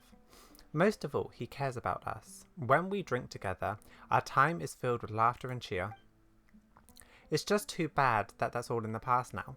Among the friends we drank with, some died, some disappeared, and now live in seclusion, I think that says.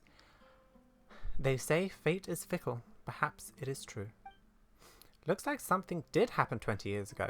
Right. Didn't, however, tell us to seek him out if we had any questions. Now that we have time, why don't we go speak to him?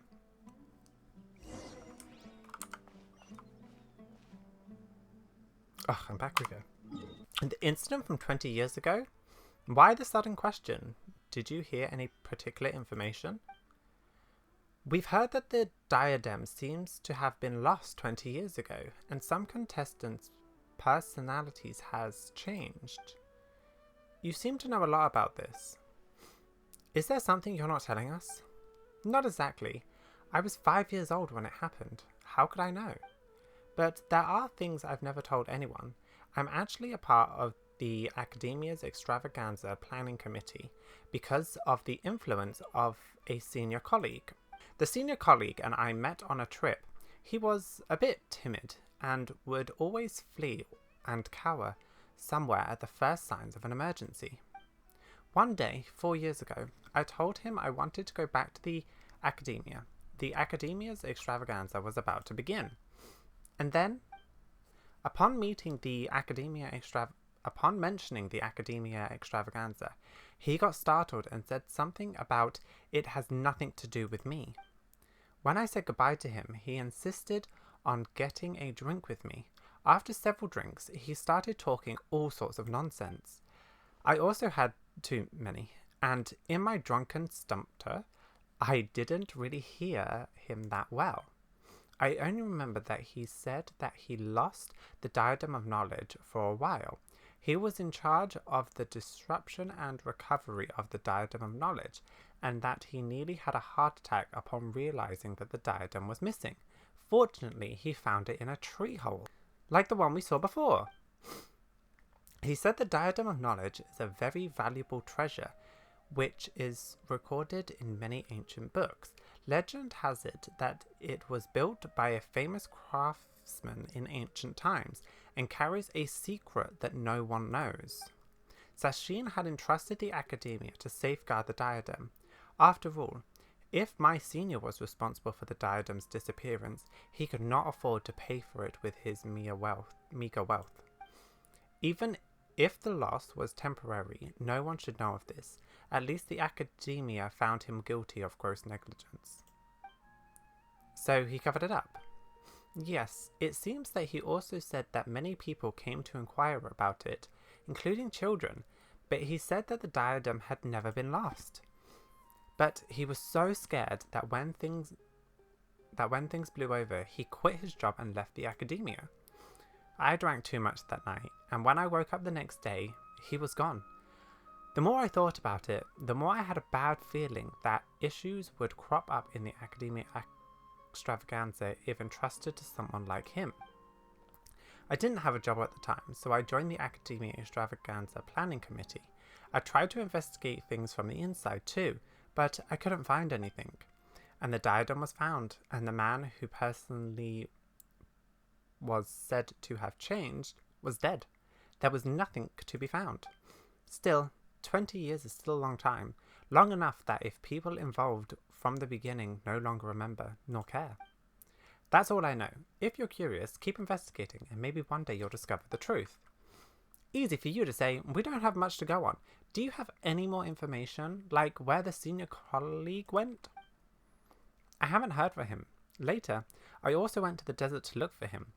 But in that vast desert, it was almost impossible to run into him.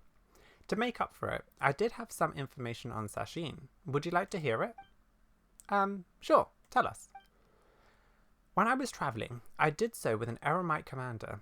While we were chatting, he said that he came into possession of an article written by an academia researcher. He seemed to think it was something precious and refused to show it to anyone, only to let me peek at it at my request. I only caught a glimpse of it, but I saw that it was signed by Sashin. I didn't know who Sashin was, nor did I care. After joining the Academia Extravaganza Planning Committee, I found out that he was an important member of the Vahavana Darshan who sponsored this event. If you're interested, you can find the Eremite commander in the desert. He's usually in the village of Dahara. I don't know. Information related to Sashin? Alright, let's go take a look. Again, I don't normally, read these things, but, I'm so curious. Plus, this video is, however long now, so let's just do it. Oh, hello. Okay. What do you want? Whoa, this guy looks real fierce. He's a generic NPC, it's fine. Either you say your piece or leave. I have no time for you. Actually, we heard that you have Sashin's article on you, so we were wondering if we could have a look. Are you kidding me? No, why would you ask that?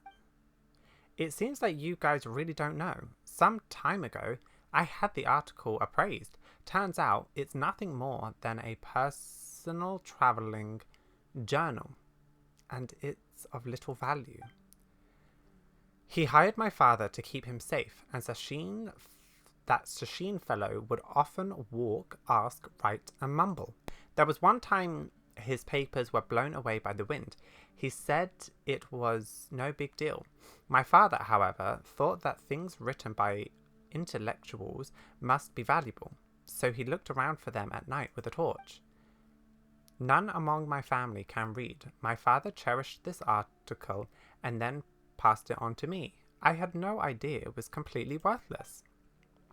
Sounds unfortunate, but do you still have it? Yes. You want to have a look?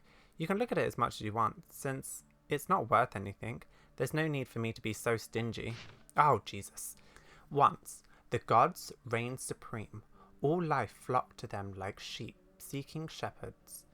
And those who suffered did so in silence. Now, divine powers have dwindled whilst human wisdom has blossomed. However, those who suffer face suffering still. Okay. There is a saying in Liwe that goes, life is like lodging at an inn, and in Inazuma, all things are but void. It hurts every time I read these words. I try to seek the reason for this. The wheel of time turns, and the only constant throughout Sumeru's history is human nature.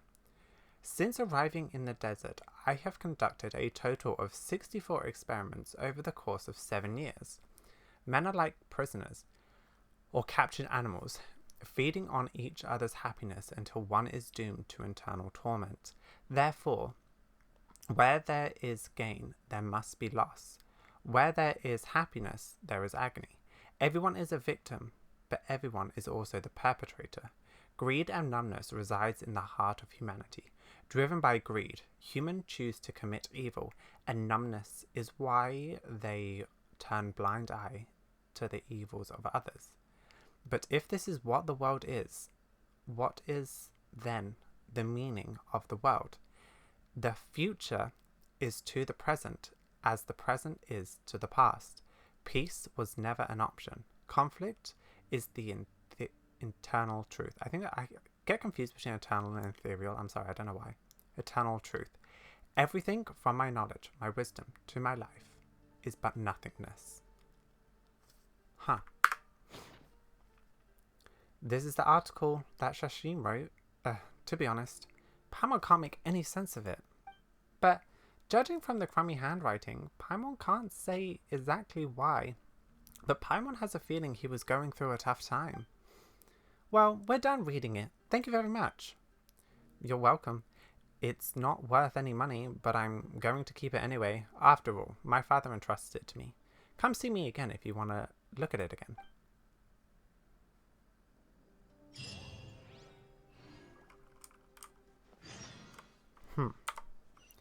Alright. Back to Dory. Dory, we're back. It's time yet again for an information sale from Lord Sangmiabe. Sangmiabe? Sangmiabe. I'm never going to be able to say that. Would you two like to purchase the latest reports? Let me see. This information isn't that important, so I'll only go for 500,000 Mora. It's half the usual price. What a bargain. Mind giving it to me for free? Whoa! You want to bring it down to 0 Mora? Just as I expected. But I am the great Lord Sangmia Bay. Well, since you're so interested, I'll tell you for free, but you must keep it to yourselves. I heard that 20 years ago, there was a contestant whose personality suddenly changed after taking part in the competition. Well, it looks like someone saw him in Ari Village. I wonder where he ended up. That's all the information you're getting for free. If you want to hear more, you gotta pay 2 million Mora. I appreciate your patronage. Whoa, what a ripoff. We can just go to Ari Village and ask for ourselves. We can Ari Village ourselves and ask around. Oh my god. No, Dory. You've realised it too, haven't you? Realised what too? Alright, so it's a little below. Oh. Hello. 20 years ago, a young man did appear here. Back then, life was much harder than it is now.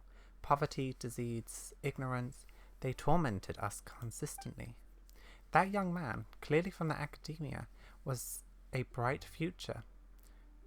With a bright future, was nevertheless willing to come here and help us. He taught us how to deal with wee-nuts and monsters. He bought us lots of medicine with the money from his own pockets. He took care of the ill all by himself. Sounds like a great guy. Yeah, too bad the good die young. He was always frowning, and no one knew what he was worried about. Everyone was wondering if he was going to leave us. This place did not have the means to properly host him. Still, many said he was a bit crazy to begin with. For example, he would sometimes tell children a story about how, as a child, he taught a strange creature to write. Later, he would often leave the village and explore the desert. Once I asked him what he was looking for, and he said he wanted to talk to someone from the Naraga something group. I know that name. Later on, I heard he died in quicksand.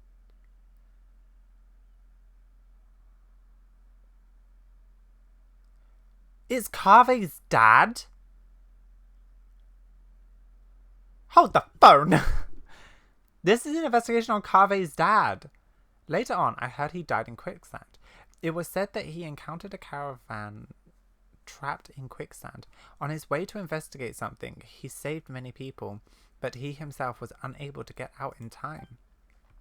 At the time, there was still a half-finished letter addressed to his child at his home. After he died, my son took that letter with him, thinking about delivering it someday. Is that unfinished letter still here? No, it's not here. To live a better life, my son became a mercenary. He was killed in a scuffle a few years ago, and his belongings were taken. Many years have passed in the blink of an eye. I wonder how his child turned out, and if they hold a grudge against him. Not many people know these things anymore. I'm getting old. Perhaps I'll forget these things soon too.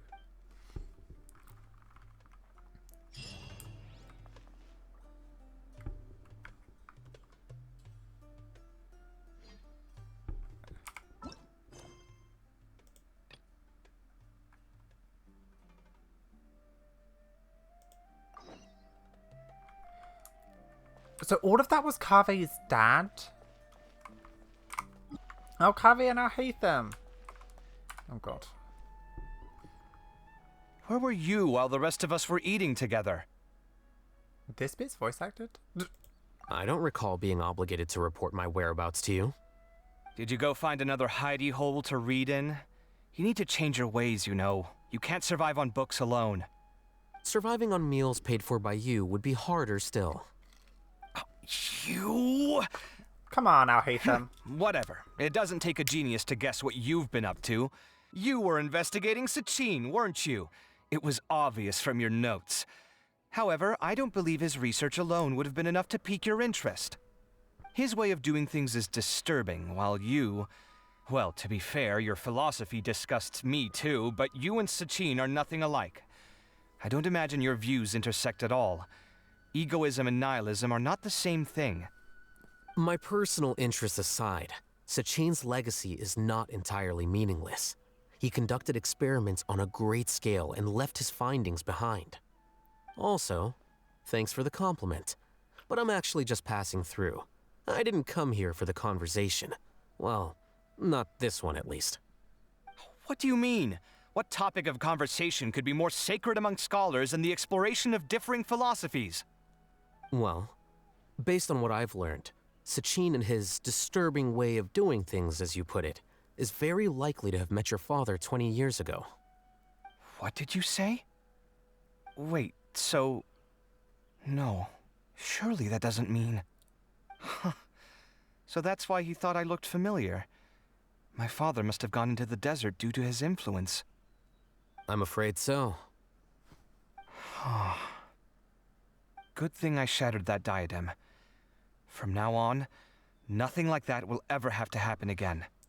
The boundaries of knowledge are ever expanding. Someone else will inevitably pick up the same line of research one day, and Vahumana regards it as a reasonable research direction. Oh, not this again. Even if you're right and people are bound to fall into the same intellectual traps, things won't necessarily go the same way again next time. You have to admit that the actions of one individual don't always predict the behavior of the group, and vice versa. Take Sachin, for instance. He's quite an anomaly. And so is the one who stopped him. You. Conflicts of this nature are indeed exceptional, but it will occur again in the future. You said it yourself. The actions of one individual cannot predict the behavior of a whole group. You know that not everyone would have chosen as you did. Even so, I stand by my views. You can forget about trying to convince me. That's fine. We've been arguing over this for years, and I don't hold any hope of you understanding. The issue we're debating has long since moved on from who's right and who's wrong. Thanks for letting me know all this. What?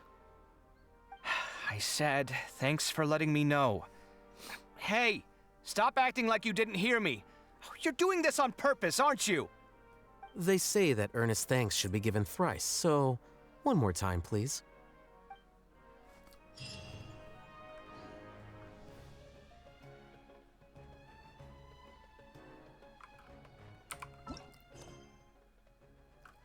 Is that it?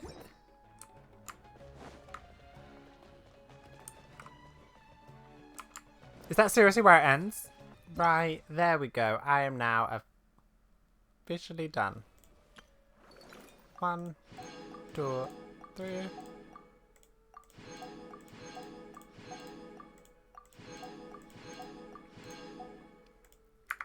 Right, so let's check. Yep, all of those have ticks, all of those have ticks, all of those have ticks. Ticks, ticks, ticks. Now, I must say, I thoroughly enjoyed that event, actually. Oh. That's right, we get more here. We actually get the flags. Oh. That's cool. We got so many primos for this. Boats up. And we got a Farazan. Perfect. And I believe that is everything. Made for I'm so happy that we... transferring commodities back and forth. Thank you, And those that come... Thank you. Let's just see. I think this is Farazan at C4 now. So hopefully the next time she gets a rerun, I won't have to, you know, I want to get her to C6 ideally. Those lure tend to stay a while. So it is where... Okay, please stop talking.